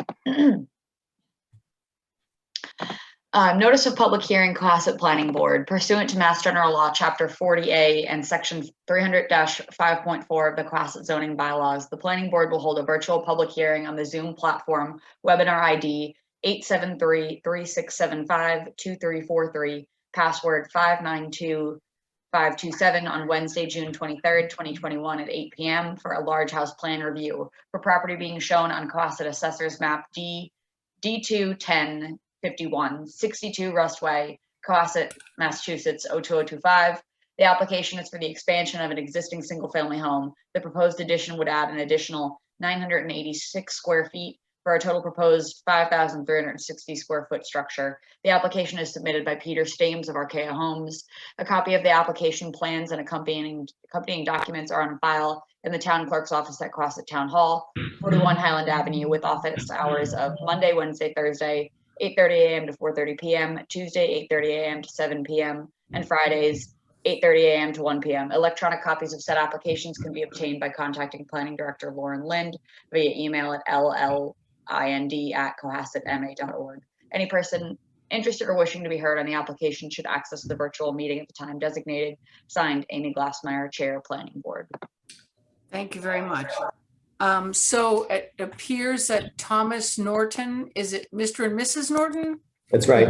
Are the applicant, and are you wishing to represent the discussion, or are you going to ask your professional to do this? Yeah, I believe we're going to ask our engineer that's on the line, Deb Keller, to present the plan, if that's okay. And we'll assist, of course. We'll assist the conversation, of course, as you have questions. All right, that's fine. Should I go ahead? Yes, please. Good evening. My name is Deb Keller with Merrill Engineers and Land Surveyors. I was asked by Peter Staines of Archaea Homes, as he unfortunately couldn't make this meeting, to present the home addition that the Nortons would like to do. My understanding is they have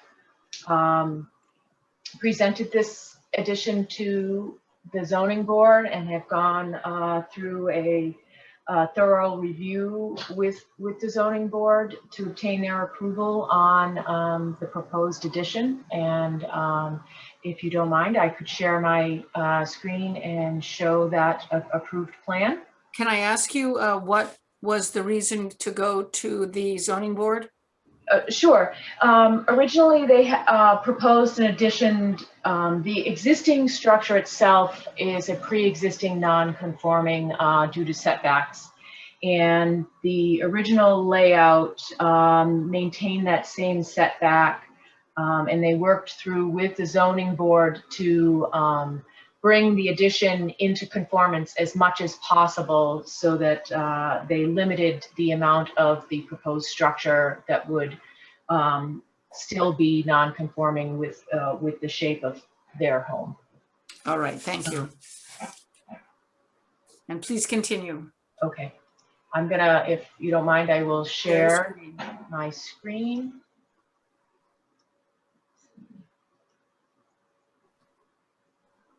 Hop to, I kind of blew up the site plan a bit just so that we could see the home addition.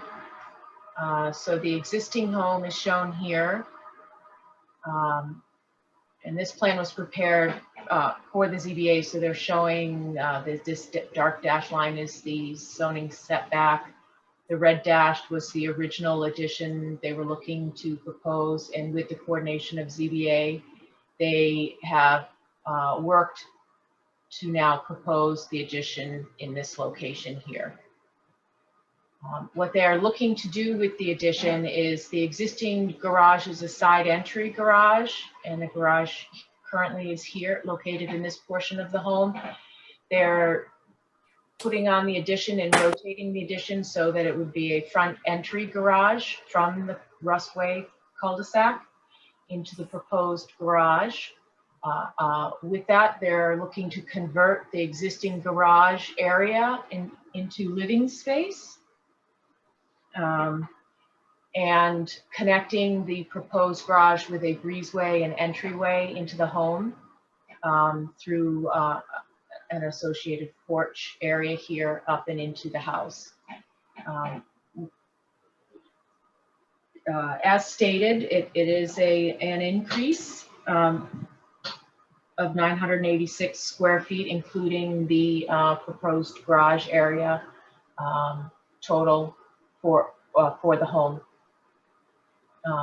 The existing driveway in the rear is to be removed. The existing walkway to the rear patio would just be extended so that it ties into the breezeway between the converted new living space in the garage area and the proposed garage. There, on the second floor going up, there will be living space above the garage. And the exterior design of the addition will comport with the existing home, siding, roof lines, etc. The property is to drain from the garage to the Rustway through the driveway, and the rear will continue and maintain the existing grading. It currently flows, I have to zoom out, I think in a northeasterly direction, I believe, yep. So it continues to flow along the property line. The home itself with the addition does comport with the neighborhood. As you can see from the site plan here, you have very similar sized homes surrounding the property. And as you can tell, there are some challenging topography on the site with ledge, so the location of the addition is ideal for the home itself. The additional lighting that was or that is proposed through discussions that I've had with Peter Staines over at Archaea Homes would be 2 downlit garage entry lights at the 2 garage doors, and then 1 additional light here at the second entryway that's being proposed in this location here. The front walks will stay the same, and the main entrance to the home will stay as existing. My understanding is there's not anticipated any additional landscaping other than loam and seeding and transferring existing paved area into lawn space, or in a small portion here of proposed walkway. And they're almost matching the existing driveway, which you see in this hatched area for the proposed. So it does expand slightly here to the right. So this lawn will now become paved, and this small sliver over here will become lawn area.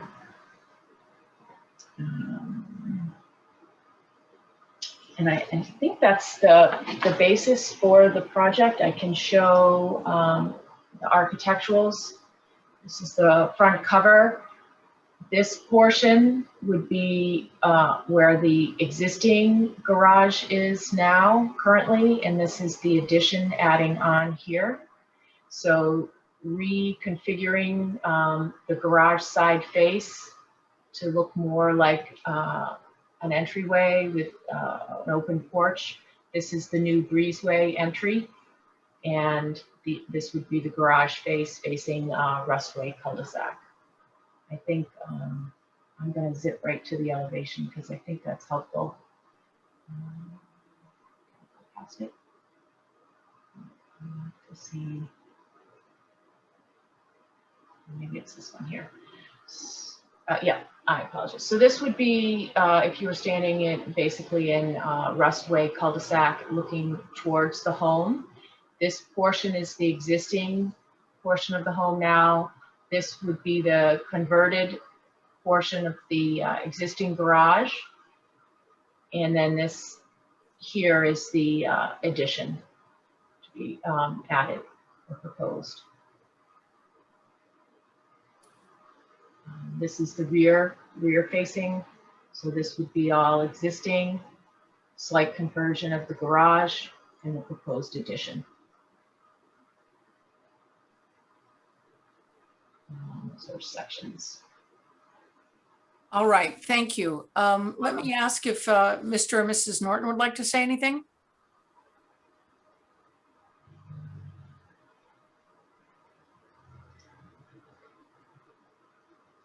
You don't have to. Okay, sorry, I was on mute. Yeah, I don't think we have anything else to add. I mean, if there's any specific questions, happy to answer any questions. So those will come up as people speak, and Okay. that will direct them to you. Okay. Okay, thank you. Okay, thank you. So I will now turn to Jeff Hassett, because I think he might have something to say about the change in the, wait a minute, is Jeff Hassett working with you? No, okay, so then no, Jeff. So then I'm going to turn to the planning board members and start with Clark Brewer. Hi, Clark Brewer from the planning board. So this is a large home review, and we do have some specific criteria in the zoning bylaw for this, but generally, I mean, what I see here, I think it's a reasonably attractive house. I would request that the specific light fixtures conform to dark sky technology. I mean, dark sky type light fixtures. And if you've already been to the ZBA, then your neighbors have seen the project. You know, this is typically, if we can get a neighbor to say we've seen the plans and we like them, we don't object to them. That helps when we review, because generally this large home review started out whenever it was 18 years ago, as like a kind of neighbor, like, this is what we're going to do, because sometimes neighbors don't know, or they so, you know, I would say in terms of height, the only neighbor that seems to be affected is the one that's on the garage side. And you know, I don't know if they had any comments about the garage being closer. So, I mean, when we actually started our project, we reviewed with them our original plan, and they were fine with our original plan. And then we actually scaled it quite back a lot. So, you know, we're happy to provide or talk to them again and get a letter if you're requesting that. But, you know, we've met with them. I mean, they're our direct neighbors. We wouldn't do anything that would obstruct their property or cause any sort of issues between our neighbors. So they were comfortable with it. But if you feel more comfortable, we're happy to, you know, talk to them about getting a letter or something. But they were comfortable with what we were doing. That's good. You know, the spotlights or downlights sometimes can cast off sight. That's why using dark sky or shielded light fixtures is a reasonable solution to that. I mean, you know, overall, your house isn't too tall. It's attractive. The only thing I would request that you follow up on, and this could be administrative with Lauren Lind, that you submit the actual light fixtures that you're going to use and have them conform to dark sky. No problem. Yep. All right, thank you. Tom Callahan. Thank you. All right. The scale, have you presented any data about the size of houses on Rustway and around you in comparison? I'm sorry, I couldn't quite hear you. Have you submitted any data about the size of other houses on Yeah. Westway. Yeah, so John Carbonaro, he worked with us quite closely for many, many months, actually going through the process with the ZBA committee. So he did a full analysis of all of the homes in the area, and that was submitted with the ZBA as well. Okay. Lauren, do we have access to that? Do I will coordinate with Jen to get the ZBA files. Yeah, I'd like that. I'd like to see it, and I'd like to, you know, have it admitted into the record for this case. And Deb, have you done any, we passed a new bylaw about clearing. Can you tell me what the percentage of the lot that has been cleared both before and after this addition? You don't have to have that off the top of your head tonight, but when we have that submitted. If I understand you correctly, you're looking for existing. So the lot clearing as defined would be how much of a lot has been, encompasses both the building, the other hardscapes, and then the yard. So as opposed to what was naturally there before. I guess the simple question is this addition removing any existing vegetation? No. No, I think the answer is no. Right now, we're building literally right on top of the driveway, the existing rock and our driveway. So there's no structure there. There's no vegetation or anything. We're not removing any trees. All right. Tom, I think is your phone on as well as your computer? My phone's sitting on over there. No, I'm not connected to my phone. I can't tell you what the problem is. Yeah, I can't figure it out myself. All right, so thank you, Tom. Then I'll move on to Eric. I would say that for such an integral part of the planning board, I'm volunteering my time to come over to Tom's house and help him out with any microphones that he may need because I would say he's definitely an in-person meeting guy. I am terrible at Zoom, but Tom, it seems to be a struggle sometimes with that setup. And we need your input because you offer some of the best comments. But well, let me just ask this quickly. I mean, the poor guy. If I plug into the computer and use the headphone things, is that better? I know. I'm just ranting over there. But yeah, so I think this is I think you guys have a great project to put forward here. I support the applicant's submission here.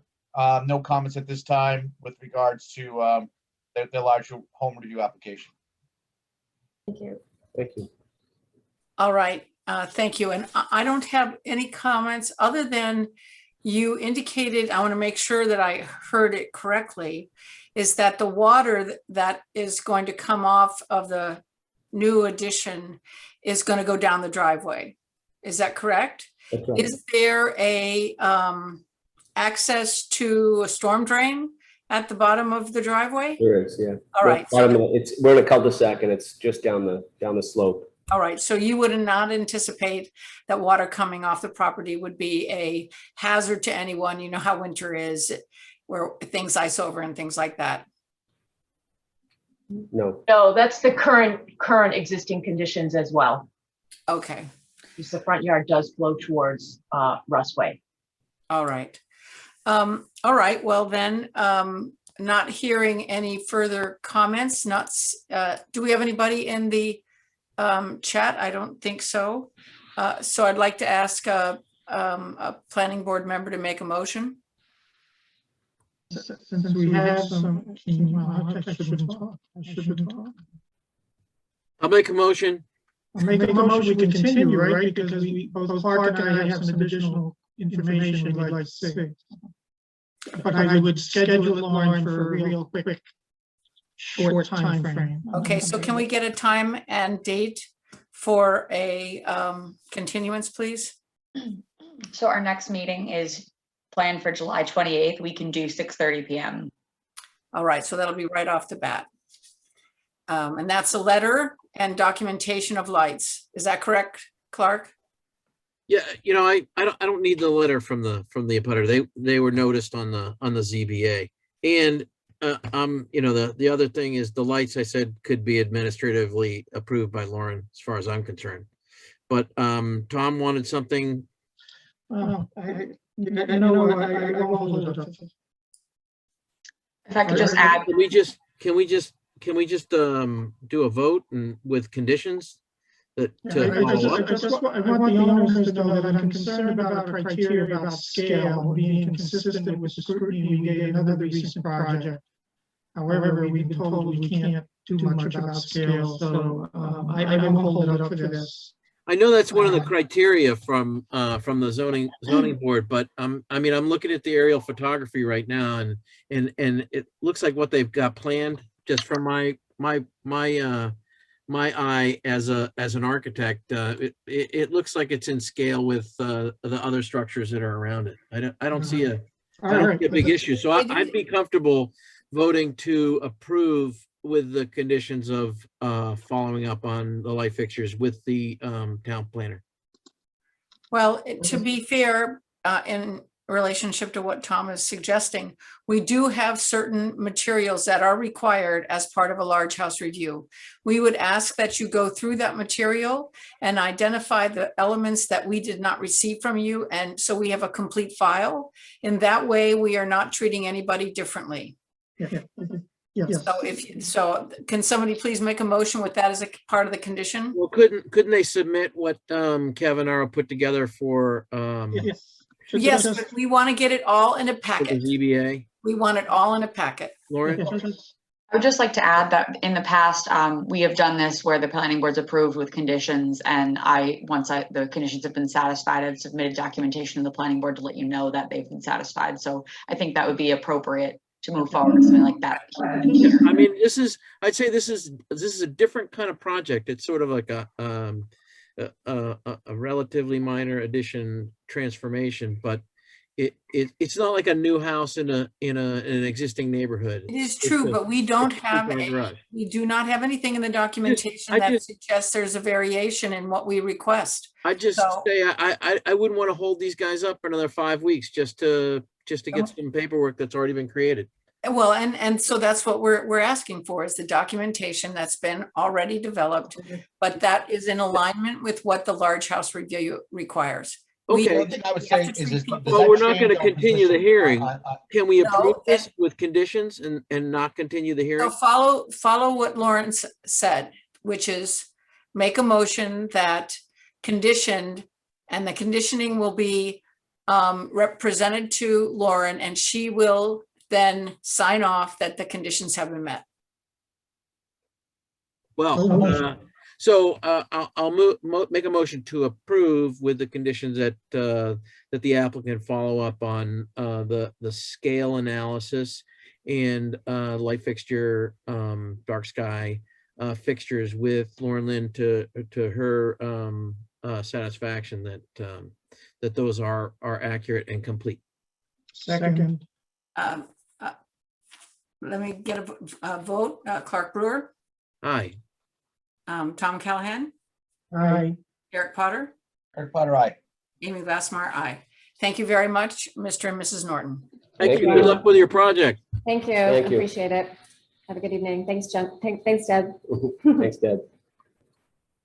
All right. So this is the last item that we have. And this is a continuation, public hearing pursuant to MGL Chapter 40A and 312.4, 300-12.6, and 300-18 of the Cohasset zoning bylaws for a combined village business district special permit and site plan review application filed by Marvel Properties LLC. The subject property is 1 Pleasant Street, and we're continuing this hearing. So let's ask our applicants. Lauren, would it be appropriate to go directly to the peer review comments, since that is basically where, aside from the fire chief and aside from DPW, what we should be hearing is the summary of our peer reviews findings based on the accumulation of the peer reviews that have taken place over the last 6 or 7 meetings. So what I would suggest is we could ask the applicant to update us on anything that has changed, if there's anything new information that they'd like to provide, and then the peer reviewer can sort of summarize. We've asked them, like you said, to sort of compile and check off which items have been completed and addressed and which items that you might wish to condition. All right. I'm going to ask Tom Callahan to take over for just 1 second and conduct this. I'll be right back. The only thing I would say, Tom, the only thing I would say is that I would like the applicant to have the luxury of having the peer review here. I know Paul's here, I know Jeff's here, but now with the motion to continue or to postpone this, I'd like them to have the opportunity to review and get back to us. And there's a reason why we're not hearing this tonight. So I think it makes sense to kind of do it when we are continuing this, right? No, Eric, I'm sorry. I'm sorry for the confusion.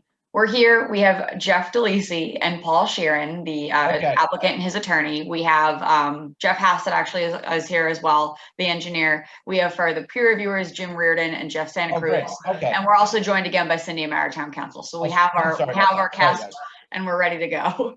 All right. Sorry about that. That's okay. Thank you. How about I just jump in? Yes, I think that's good. Hey, Jeff, just jump in, will you please? Thanks, Tom. Hey, Eric, you almost just gave me a heart attack. So I misinterpreted. We're here on the continuance. I thought we were continuing again. My apologies. I appreciate it, though. No worries. So Jeff DeLisi, I'm here with Paul Sheeran Jr., who is the applicant of Marvell Homes, as well as Jeff Hassett from Morse Engineering. I'll make it brief. We met last on May 12th. Since the last meeting, we met with DPW and the building inspector on site and discussed and addressed their issues. We filed a lighting plan along with spec sheets. We revised our grading and utility plan, which really was revised at the request of the DPW to incorporate protections for pollution prevention and James Brook Culvert most prominently. We revised the northwest corner of the building to ensure that the fire department has adequate access around the entire building and provided the SWEPT analysis to the fire department. Weston and Sampson has completed its review and filed what I believe is its final memorandum. It pretty much checks the boxes that we've provided and that they're satisfied with most of everything at this stage, that there are no significant items that can't be conditioned. And we're anxious to turn our attention to the betterment of the harbor and believe that the project is ripe to be closed and voted. And with that, I'm happy to answer any questions that you might have.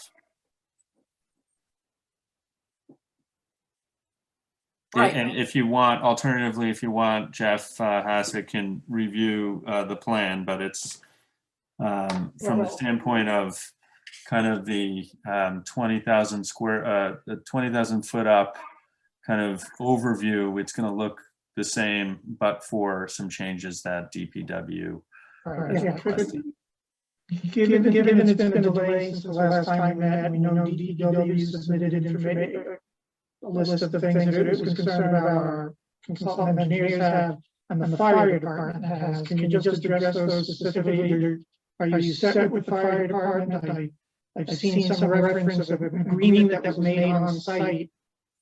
Maybe that needs to be spoken or put in writing as to what that is.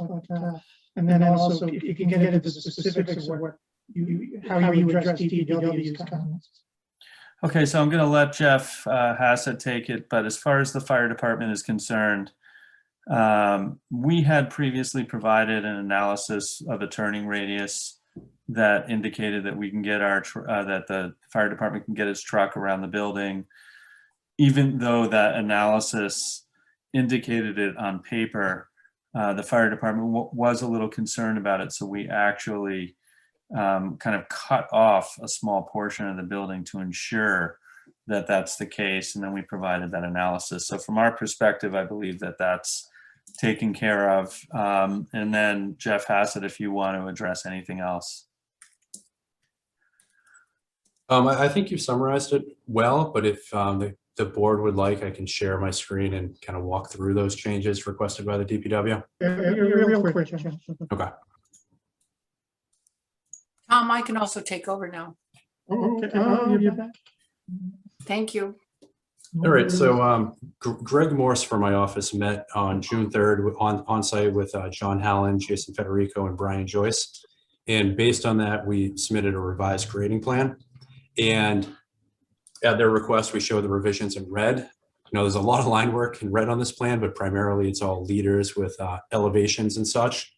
To summarize it, there are 2 existing manholes closer to Smith Place that tie into the Jamesburg culvert. They asked that we convert those to manholes, so they'll have a solid cover as opposed to a grate, and then put 2 new catch basins in. By doing so, you get an added level of treatment before it ties into the culvert. Secondly, we added a subsurface infiltration system below the parking lot. So now, rather than the runoff from the parking lot going directly into the culvert as it does now, it will be captured in the catch basins. It will then be directed to a storm scepter particle separator for treatment, then to be infiltrated on site with only an overflow going into the manhole. So that's exactly what DPW asked for us. We did that. And we added a note to the plan specifying that the contractor shall do a video inspection of the culvert before and after construction. The one other change is, as Mr. DeLisi noted, the corner of the building right here was eliminated so that the fire truck can more comfortably navigate around that corner. Thank you.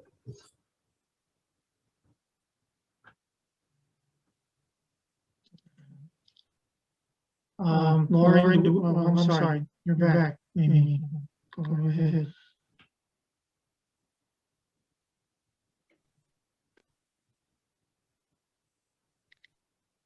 Madam Chair, you're muted. So Clark Brewer, would you like to speak now? Well, does it make sense to get like a final summary from the peer reviewer, Jim, based on where we are? I mean, the problem I guess I'd have making comments right now is, you know, this hearing has been going on for a long time and been extended a couple of times. I guess I'd just like to get a recap from Jim and confirmation that the I's have been dotted and the T's have been crossed. So that was posted, but Jim, Can I see that? Is it posted on the website? Yeah, Jim, I don't see it. It's not posted on the website. It was emailed to the board. I'll make it publicly available tomorrow, but we have Jim here who can provide a summary. Do you have that in a PowerPoint, Jim? So you could go through it quickly? I do. Great. I do, Madam Chair. So I can, we have a PowerPoint that'll summarize it and I'll present that now. Thank you. Sure.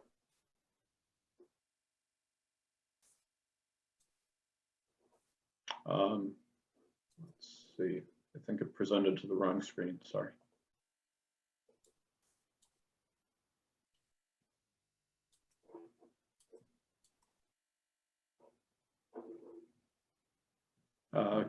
Can folks see the PowerPoint? We can. Okay, great.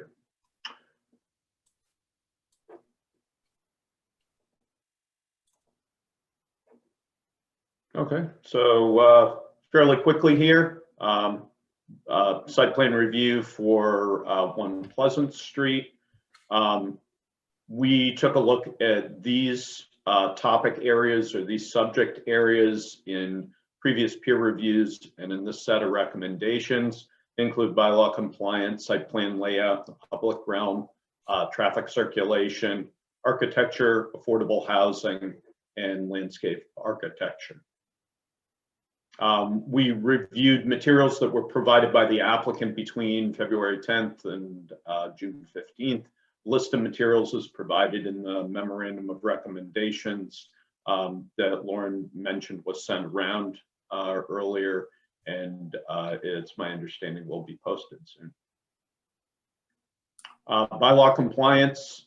So special permitting, a special permitting authority should make written findings.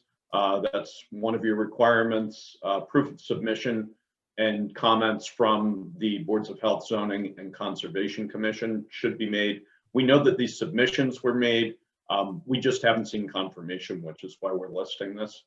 And proof of submission to the Historic Commission, same basic thing. We know from the applicant that this was done. We just haven't seen confirmation. Stormwater. So this is a really minor point, but there's we'd like to see the appropriate rate noted on the final plans that get approved and provided to the town. Just this minor point again, there's Lebaron grate that is mentioned in there.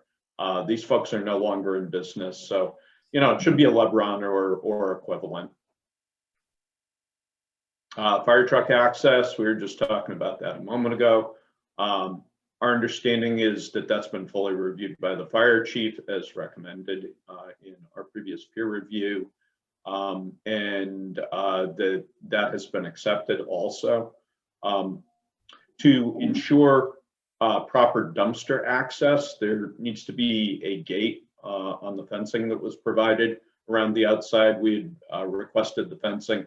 There just should be a gate noted in there, and certainly should be provided in the actual fencing. Again, just so a trash truck can access it. Along with that, there's curbing that's shown all around the outside.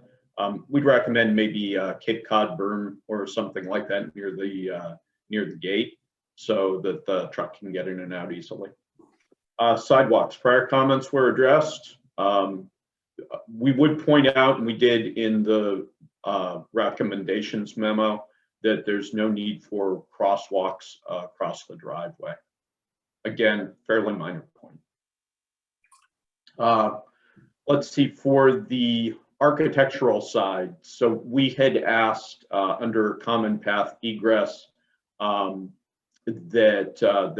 sprinklers be provided or a second form of egress.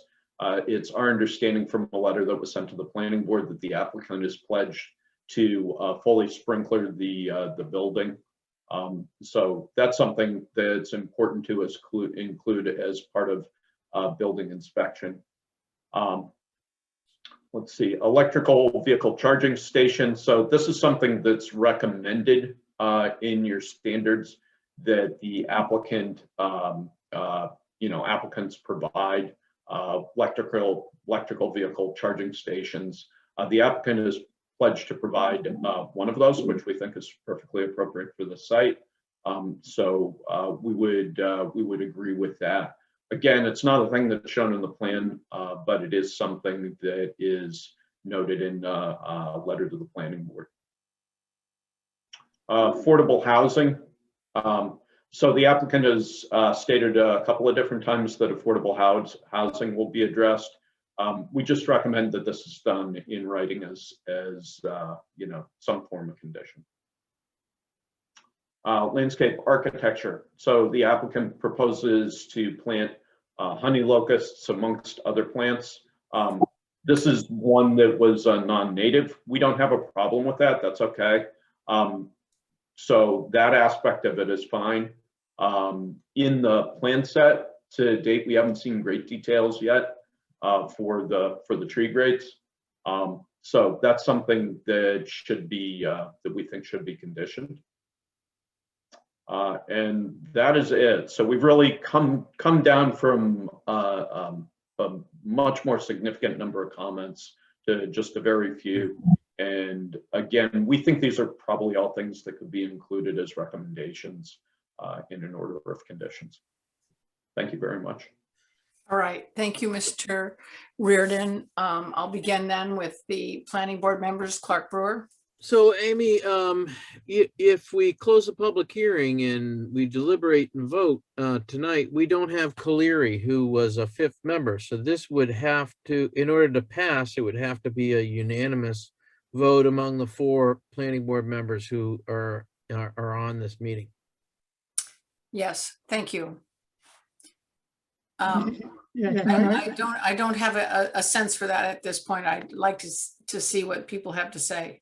So Clark, would you like to offer your comments? Well, my mile high view is I think this is an excellent project. You know, over the number of hearings, I mean, I've raised some points, and I think that they've been adequately addressed either through extra research on my part or responses from the applicant. But I think this is a good project. It's a mixed use project. I mean, the affordable component I think is an exciting part, and I think it's a type of project that's exactly the mixed use type of project that we anticipated as a part of the village business district changes. So I'd say I don't have any more questions, or I don't have anything that I think the applicant needs to follow up on. Great, thank you very much. Tom Callahan? Substantively, I like the project. My only still lingering concern is about the access off of Smith Place. My thinking at the moment is that should be emergency only. There's some type of group home or something on Smith Place or use that I think presents a safety concern, but we can deliberate that when we get to the conditions. I am concerned. I don't think we're in any position to be rushed to issuing a decision with conditions. I submitted a fairly substantial draft of decision to Lauren today. It's not complete because there's certainly some input I would look for from other sources, other folks here. But I'm concerned we're not meeting for another month. Are we going to run into a time problem? Because if we are, then I'm going to suggest we have some interim meeting for July 28th just to do the deliberations and the vote on this particular project. I don't want to hold up these guys to the end of July, but I'm also worried time frame if we close the hearing tonight if we run into a problem. Because we're not in a position to vote on this tonight.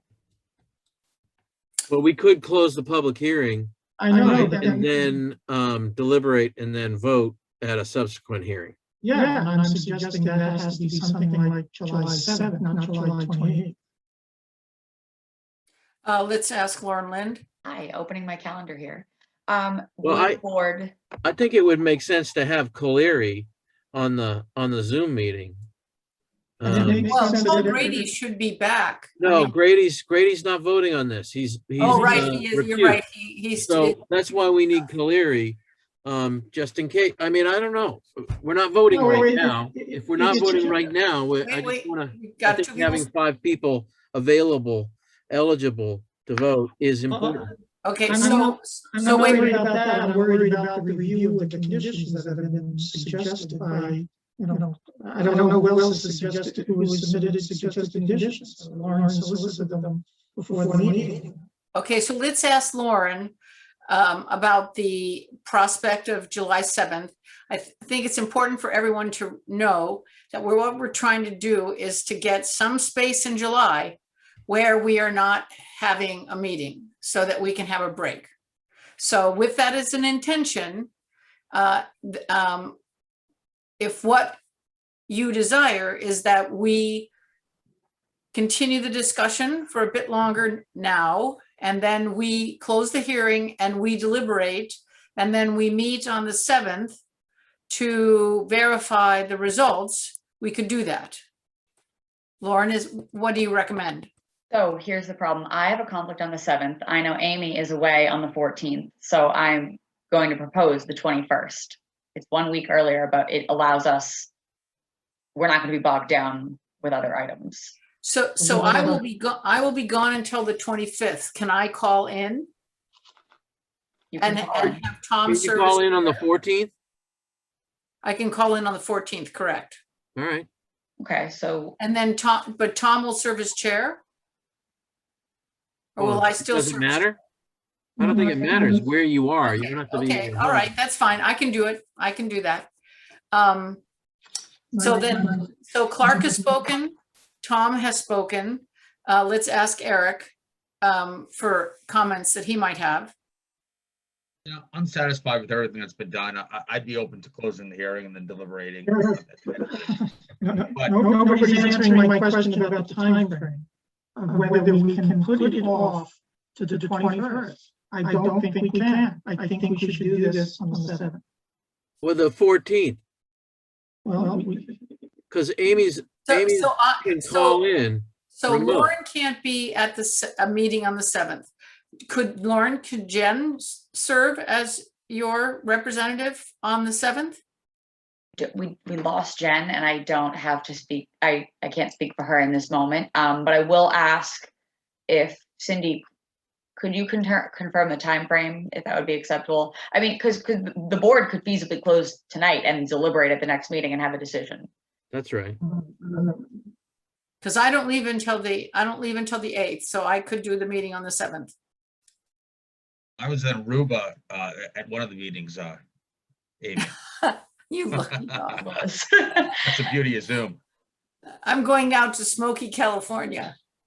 All right, That's so when I what was do we writing need? That's when I was writing comments instead of interjecting and speaking at that meeting. So I'd be open to pushing it off to the 7th. In worst case scenario, Lauren, if Jennifer or no one can cover on the 7th, we can just continue it to the next meeting. But why not, just postpone to the 7th and then, see if we can cover it internally. And if we can't, you can just push it off unless. Yeah.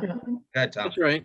That's right. I'm looking quickly. Under the special permit, we have 90 days to close the hearing. Under the site plan, we only have 21 days. So the 28th is out. We can't do it on the 28th. We have to do it earlier. And, if we have, the process I'm proposing is the same we did for the harbor project. Is a draft decision, we add to it, we edit it as we're sitting there and issue it that night. Okay, so let's take just a little bit of a jog here. I'd like to make some comments myself. So the first is, one of the things we never thought about, and it has not come up in the discussion, is if on One Pleasant Street, there's going to be a food purveyor, we never explored the question of exhaust. And if there's going to be a restaurant, there's going to have to be exhaust. And you're going to have residences right next to that exhaust. And so that's something that I feel we have to have worked out before we close this hearing. We have not looked at all what the commercial usage would be. And obviously that site has historically had a mixed use of restaurants and other types of activities. So I do think, just like we did at the harbor project, we had to address the question of exhaust and whether or not it's compatible with residential structures.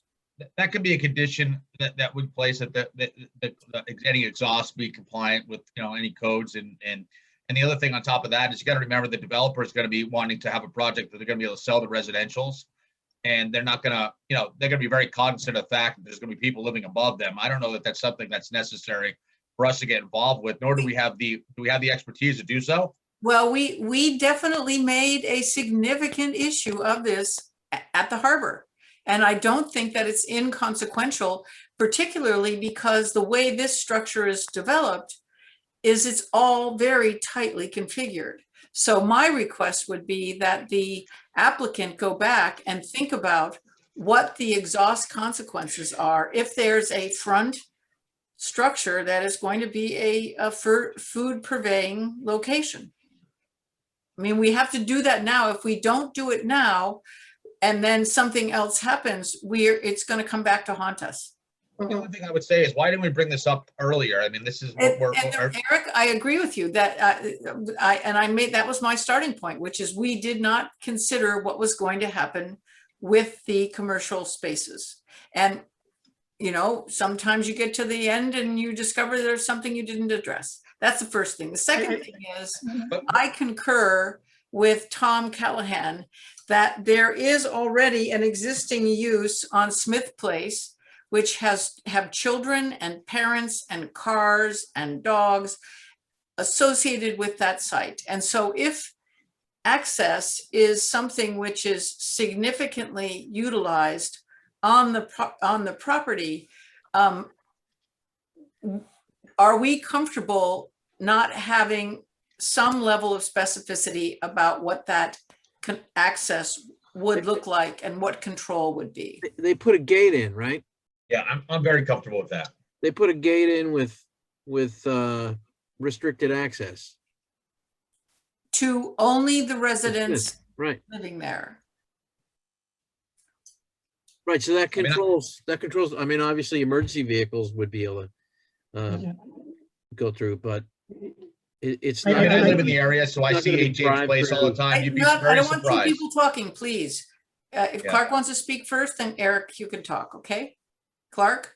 Yeah, I mean, if there's a gate and it's controlled, there's not gonna be drive-through. I mean, it seems like the neighbors were worried about people cutting through. But I just don't see that being a viable concern with the gate. Yes, but the issue is whether or not the residents use that as their exclusive access. Because if that's true, it's no longer an exclusive access, it's an access for the residences. So if it's locked, then it's locked for a purpose, and it's only used on an intermittent basis when necessary. Tom, what do you? Tom, what They'd have is to do your? a site redesign Wait, because the parking spaces are angled. So they'd have to redesign the site.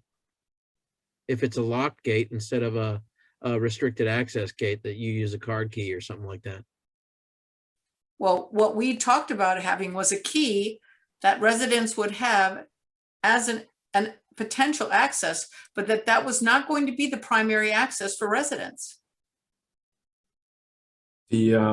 If I may, so that access off of Smith Place provides access to only 6 parallel parking spaces along that location. So the only people using those would be residents who prefer to park in those spaces instead of immediately adjacent to the building. And the only people that would have access to that would be the residents who have a key card to that gate. So, but could the residents have people overnight parked in those spaces? Not without, no. Okay, so this would be a choice. Let me suggest something that if it was emergency only, which is my leading at the moment, then those 6 spaces would have to be specifically assigned, and key access could only go to those spaces. I think Amy's concern, and I would agree, is that if every resident of every unit had access, they might prefer to start using it. And I think there is a safety concern on Smith Place. And I would, if it's not just emergency only, it would have to be very, very tightly controlled in my view, and tightly limited. Okay, the applicant would like to say something, Mr. Sheeran? Yes, hi. The intention of those 6 spaces was to restrict them and have 6 reserved spaces for the 6 of the units in the building. So the key card access for those 6 spots is specifically for 6 tenants, period. It's not, it's not intended for guests. It's not intended for anybody else. It's for those 6 people.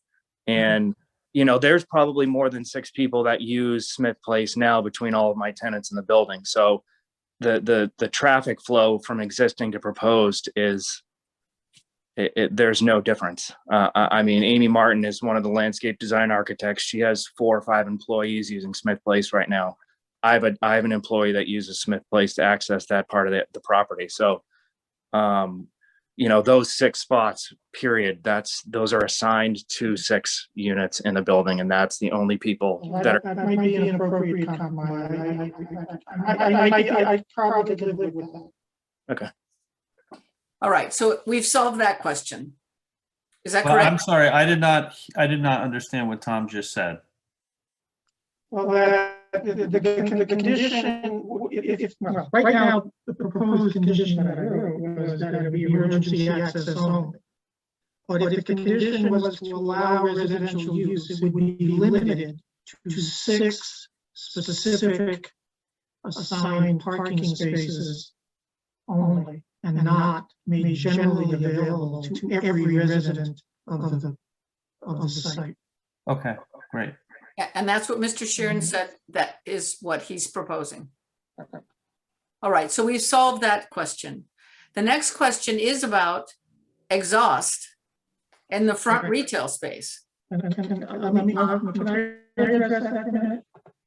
Under the bylaw, one restaurant use that is allowed as right and one that requires a special permit. The distinction is with mechanical live entertainment, no mechanical live entertainment. I know what live entertainment means. But I do not know what mechanical means in that bylaw, but so this may be an as-right use, the restaurant, number one. And number two, simple code compliance, which is implied in everything we do here, is going to require exhausts for cooking equipment. They won't be able to open a restaurant. They won't be able to get a permit for it. So, I mean, code compliance is a general condition, I think, in the decisions and all the decisions we issue, but it's That's certainly not my implied. point. My point is that in the discussion, we never talked about the consequence of that. I'm certain that Mr. Sheeran is going to abide by that requirement, but the issue is, where's the stack going to be relative to the residences? The residents are, you know, that people who have to smell hamburger smell all day long or 4 hours a night are going to be very perturbed if they buy an apartment or they rent an apartment and then they are faced with food smells all the time. This is a big issue. Amy, how does that relate to our scope of what? I don't understand how that relates to our scope. I mean, if Paul was here and puts a restaurant in there that has exhaust that it smells of hamburgers, Eric, you know, we conditioned. We can wait a minute. Stop. We conditioned. Tom, you're almost inaudible. So hang on just a second.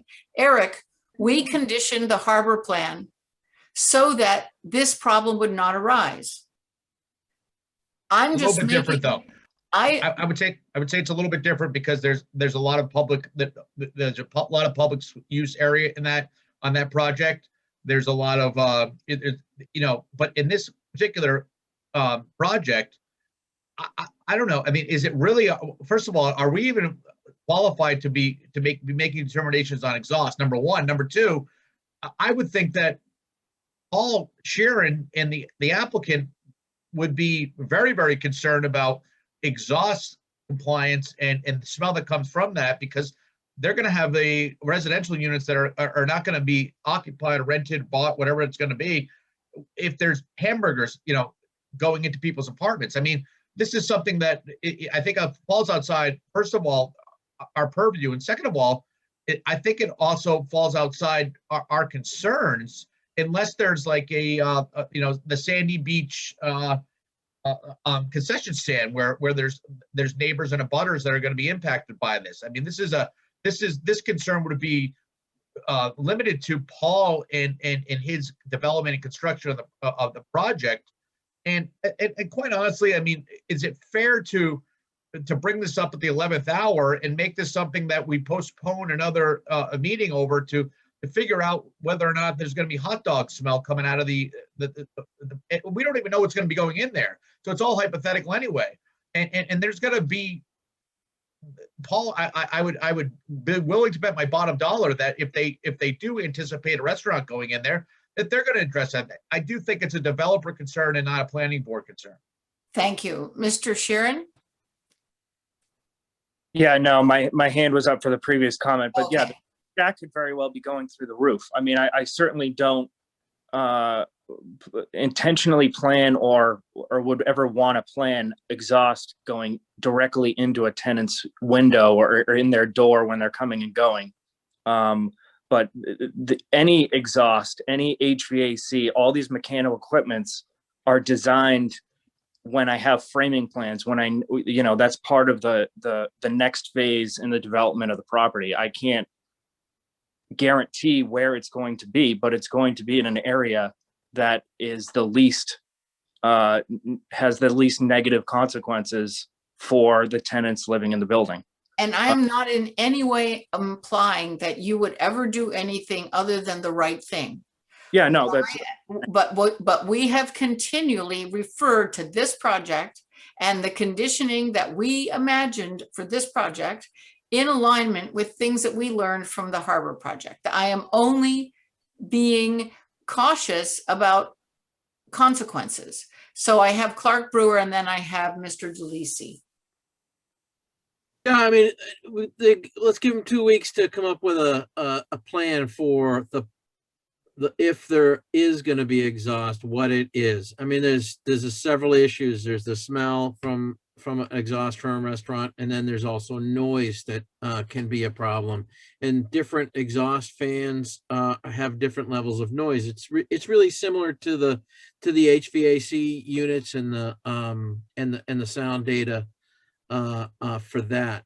So I'd say let's give the applicant the 2 weeks to come up with a plan for that. We'll review it in 2 weeks. All right, Mr. DeLisi? Okay, so there's already a restaurant in the building. The property is fully located in a business district that encourages properties to be used for mixed uses. There are other restaurants in the harbor, and I'm aware of none that have had to go through this type of analysis. So I believe that this use, because it's a use that's allowed as of right, and because we already have a benchmark right now where there's not noxious odors, or at least I'm aware of no complaints of that having occurred from the building as a result of a restaurant, I don't think that it's an issue for this board from a jurisdictional standpoint. Right now, I can tell you that there's not a I think that if the applicant meets the building code's requirements with respect to exhaust, and if somebody wants to move to a building that contains a restaurant, then that's their prerogative. I simply just don't think that this issue is something that is within your purview, especially because it's an as of right use. But beyond that, I'm not even certain what you would be asking us to do except tell you where the stack would be located. And Paul has already told you that it's going to be on the roof, so it's going to be above the units. Not sure what else we can do. So you want to know where on the roof? From Clark's perspective, and I agree, it is something that can be investigated. I appreciate what you're saying, Mr. DeLisi, but I don't have the evidence. I don't actually, I need to go look and find out whether or not we have the right to say this, but because I cannot verify what I am saying, neither can you. And so it is necessary for us to determine it, because we used the exact same framework as we did at the harbor plan, and we're trying to be consistent. Yeah, but in this particular situation, let's just play out a hypothetical, okay? Let's say that the building is constructed with mixed uses, and none of the mixed uses are a restaurant use, okay? And then along comes a tenant who would like to put in a small restaurant or cafe. That particular tenant would be required, as a result of any building permit and building code issue, to file an application with the building inspector for that particular build out of a restaurant, not for the use. And so I don't understand, I simply don't understand how it is that in that circumstance, you would have no jurisdiction, but in this circumstance, for a speculative use, you may have jurisdiction. It doesn't seem to equate. I don't know, Cindy's on the phone here. I'd be interested to hear what town council's opinion would be of this particular matter. Or Tom, Well, look, again, the bylaw states, as long as there is no live, there's no entertainment here. Now, I've come to the conclusion mechanical means a jukebox. No music, live or mechanical. This is a use as of right. So I don't think we should be discussing it at this point. Perhaps if Mr. Sheeran agrees, we can condition it that there won't be any musical entertainment in any form allowed in that space, and it's just a restaurant, then it's as a right use, and we can condition it. All right. And with all due respect, I don't recall us going to this level of scrutiny about the proposed restaurant on the harbor. And there it's going to offend people who are buying $1 million condos, potential. But we can get into this level of scrutiny, and I just don't think it's necessary at this point. All right, thank you. Cindy Amara will get the last word. And again, I'm just using the framework we used in discussing this project, which was constant reference to what we did in the harbor plan. That's what I'm doing because it's the last big thing we did that has qualities like that are similar. So that, I mean, it's not hard to imagine that you might want to consider similarity and then ask the question, how similar? So I agree with that, but we didn't discuss the restaurant space at the harbor in this level of detail that we're doing right now. Not that I recall. And not only that, the harbor plan, the harbor project was different. There's a significant use of open space that's going to be open to the public, and there's going to be a lot of access to for use by citizens of Cohasset. I mean, this is going to be largely a private, there's not going to be open areas for the public to use. I think it's a little bit different. I understand where you're coming from with this, Amy, but I do believe that they're going to have to comply with all zoning bylaws. And I do believe that this is something that a developer has a significant interest in addressing with regards to, having a viable project. And it's not going to impact, I think the major concern is does this impact other abutters or other citizens in Cohasset if they're smelling chicken fingers, and I don't know that's going to be the case here. So the only person that's going to be impacted are the residents that Paul's going to be wanting to rent to and to have in his units. And that's a developer call. I don't know that that's a planning board call. I don't even know if it falls under the special permit purview. all right, so there's two things here. One is I just want Cindy to weigh in because we asked. And then second, let's go back to, I'm satisfied. If you're all satisfied, I'm satisfied that this is a non-issue and it's by right. We need to then specify exactly what we're going to be doing next. And we have a date, the 7th, for this and only this.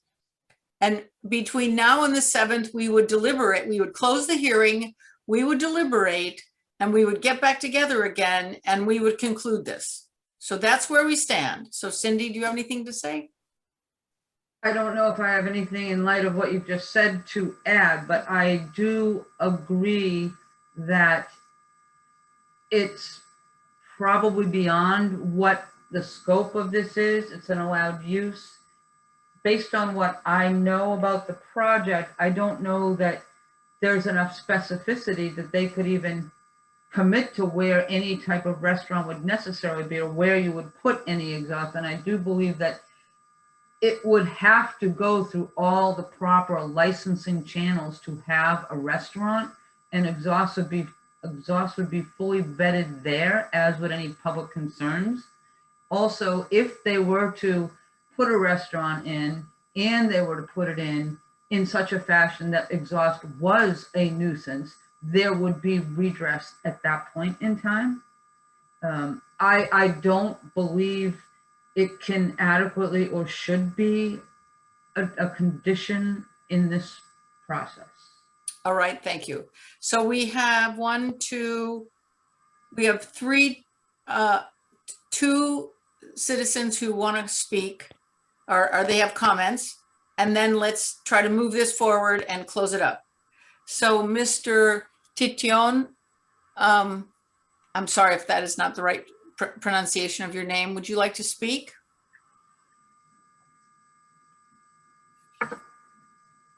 Lauren, can you? I've just promoted Jonathan Tatone. I apologize if I'm pronouncing this incorrectly.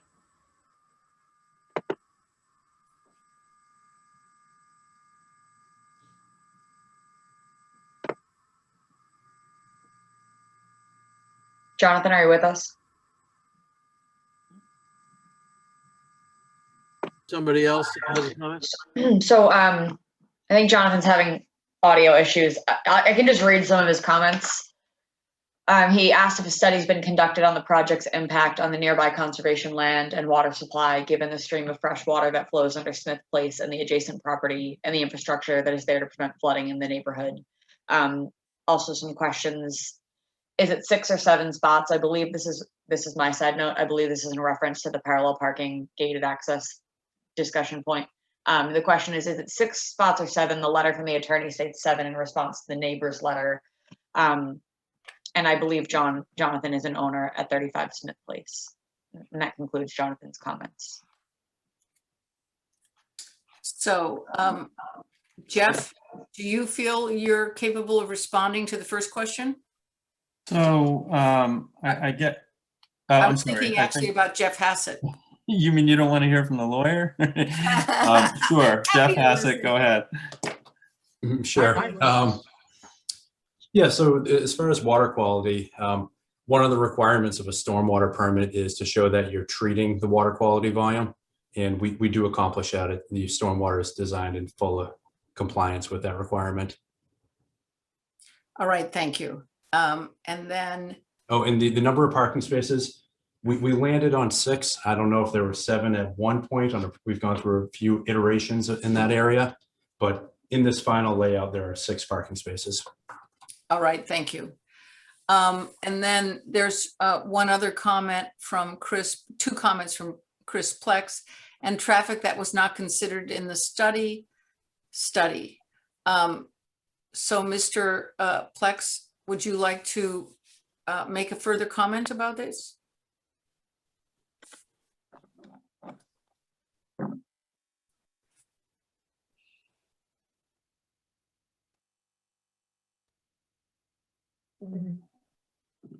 Yes, we can see you. Thank you. Sorry, my screen went dark for a second, so I wasn't sure if I lost you. So to clarify my second comment regarding Smith Place access, the neighborhood has made a specific request for the applicant to close access to Smith Place from One Pleasant, with the exception of emergency vehicles. We feel that that's a relatively minor request. It does not affect the economics of the applicant's project. However, it does make a significant difference from a safety standpoint. The difference between 0 vehicles and 6 vehicles is significant from our perspective. So we would hope that the applicant and the planning board would consider making that accommodation for the neighborhood in the interest of safety. Again, it does not affect project economics. We feel it's important to protect the safety of residents and also the students who attend the launch on Smith Place. And Chair Glassmeyer, to clarify my earlier comment regarding traffic, I wasn't sure if the traffic study that had been conducted considered the activity that would go with a restaurant being in place. Attorney DeLisi mentioned that there is a restaurant in place there now. However, I would like to point out that no restaurant has been active in that site for several months, close to a year. That's an estimate, but I would suggest that any estimate of traffic impact from a restaurant based on what's going on today would be misguided, because the restaurant that appears to maybe be there now has only been operating for about a day, and there hasn't been anything there for at least 9 months. And then lastly, I would appreciate hearing from the planning board specifically on the rest of the applicant's requests. We did hear from the applicant's attorney regarding the requests, but we have not heard from the planning board regarding our requests. And if the planning board were to respond to those requests in writing, we absolutely understand and appreciate that. What specific request? What The specific request? The requests that were listed in our letter. Neighbors had submitted a A letter. letter about sidewalks and the gate. No, there was like 4 things. And just briefly, there was access to Smith Place, requesting that that be cut off with the exception of emergency vehicles. No easements or access to other projects. Each individual project presented to the planning board should stand on its own. The sidewalk requests, and then also the request for the building's height to be at 2 stories on the half of the building closest to Pleasant Street to better coordinate with the existing neighborhood. All right, so I believe that the question of height was already addressed by the applicant in terms of a setback. In terms of whether or not there's an economic impact, I would imagine that the allocation of the 6 sites for residents, if they weren't there, there would have to be 6 sites somewhere else. And so there would be an economic impact. And what we have tried to do is find an accommodation with the limited access to 1 Smith Place for exactly the reason that you're describing, to try to limit as much as possible the interaction between cars, children, dogs, etc.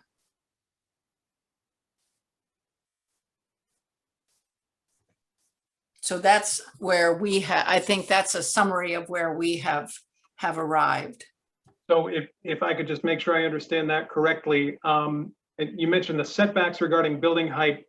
Is the building still intended to be 3 stories tall on the side nearest Pleasant Street? 2.5.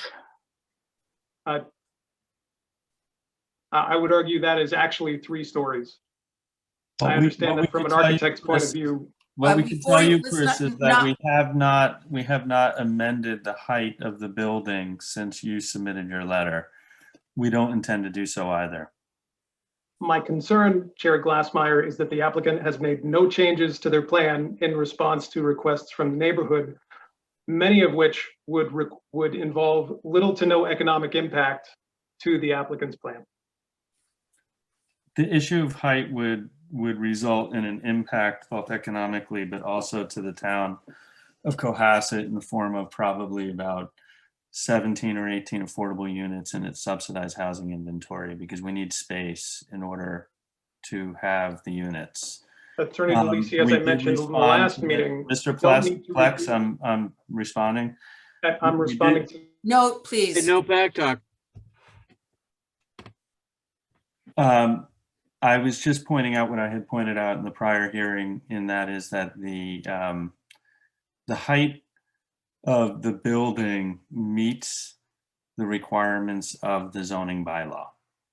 And the height of the building, I believe that there was another recent building, Paul, you might be able to refresh my recollection as to which one that has a similar height. Is probably closer to the neighborhood, but the bottom line is that we meet our height requirements. We need the height of the building in order for this project to be economically viable, as well as in order for the applicant to provide the amenity to the town for the affordable housing inventory. So I'd like to, we're going to have to hold this here.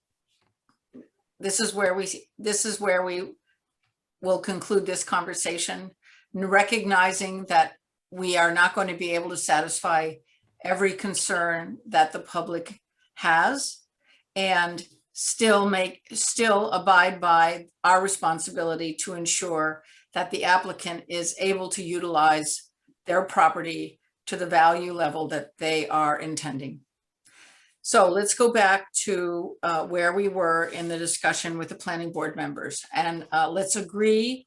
I'd like somebody to make a motion, and we really appreciate the public's comments. We can't always achieve the perfect outcome for everyone involved, and that's unfortunate. May I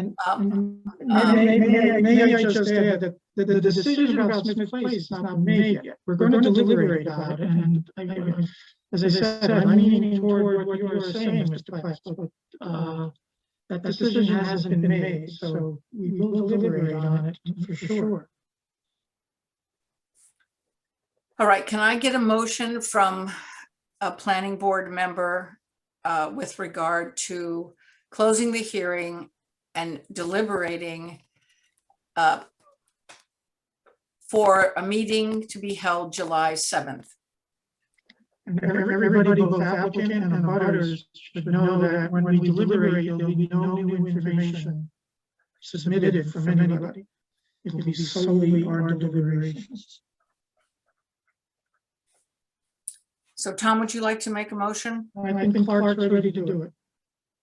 I'll make a motion to close the public hearing and continue the deliberation and vote process for the 7th. Can I get a second? I'll second that and just, ask Lauren to just make sure any draft conditions that any individual member submitted has been circulated so that we know what we're talking about on the 7th. Lauren? And again, with the understanding that the intent is to do what we did at the harbor, go through it and write it that night and vote on it that night. Thank you. I will follow up on that. And also, I'm sorry, I didn't hear a time. Did you say a time on the 7th? Didn't. All right, we need to pick a time. 6:30. So I'll amend my motion to the 7th of July at 6:30. Roll call vote. Can I get a second, please? Second. Okay, roll call vote. Clark Brewer, Aye. Tom Callahan, Aye. Eric Potter, Eric Potter, aye. Amy Glassmeyer, aye. With that, Clark Brewer. Well, I was going to make a motion to adjourn, but we might have some other business or 48-hour notice or something like that. Well, no, we have two decisions to finalize from our last meeting. Written decisions were distributed, so we have to vote on, we have to, I was going to make a motion that if the decisions are acceptable to everyone, that we authorize Lauren to sign them on our behalf. So let's find out whether everybody's had a chance to read them. Eric, did you have a chance to read the decisions? This is for lot 32 Windy Hill and for 147 South Main Street. Excuse me? Eric? Before we advance, could we just dismiss our team? Yes. And thank you all for your presence tonight. Cindy, thank you for Jim, Jeff, and the applicants. I mean, you're welcome to stay as long as you want, but if you want to take off, please feel free because we've concluded this item. Thank you. Thank you very much. Lauren, do you know if the meeting is likely to be a Zoom hearing or an in-person hearing? It will be Zoom. We are staying on Zoom for the foreseeable future per our town policy. Okay, and as far as informing myself as to whether I'm going to stick around, I sent you an email. I wasn't certain whether you were going to discuss it with the board. You probably were not, but I just. Right, thank you. Yes, so I did see the email I got. I can confirm that I received the application, but I haven't had time to process it and I didn't send it to the board yet. It was just too short of notice. For the board's disclosure, we received an A&R filing from Mr. DeLisi that we received it yesterday. So it was just too short of notice to give it to you to address tonight. But given that we've just added a meeting on the 7th, I'll say. Lauren, the only business we're going to do on the 7th is to conclude this. I'll let you guys talk about it. I didn't mean to cause a problem. No, we will not entertain. Lauren, you and I can have a conversation. We will not entertain other issues. Otherwise, we'll fill that day up just like that. Thank you very much for your consideration this evening. Thank you. Good night. Madam Chair. Yes. Just to note, I was actually scratching my head as to how to address the A&R anyway, because we have a 21-day time clock for A&Rs. So we since we're having everyone get together on the 7th, we may as well address this one other item, but then there's nothing else. You can't stop the time limit. Constructive approval. Well, but we do request that we get information and we have a week. So. Yeah, but you can't stop people from filing things and you can't change the statutory timelines. If somebody comes in with something tomorrow that's a 21-day timeline, guess what? It'll be on the 7th. We don't have that luxury. All right, all right. Can I just ask if Cindy, did you look at those two decisions? You know what, Tom, it's really hard to understand you. I'm sorry, it just is. Did you just ask me if I read the other two decisions? Correct. I can speak to that. She has not, no.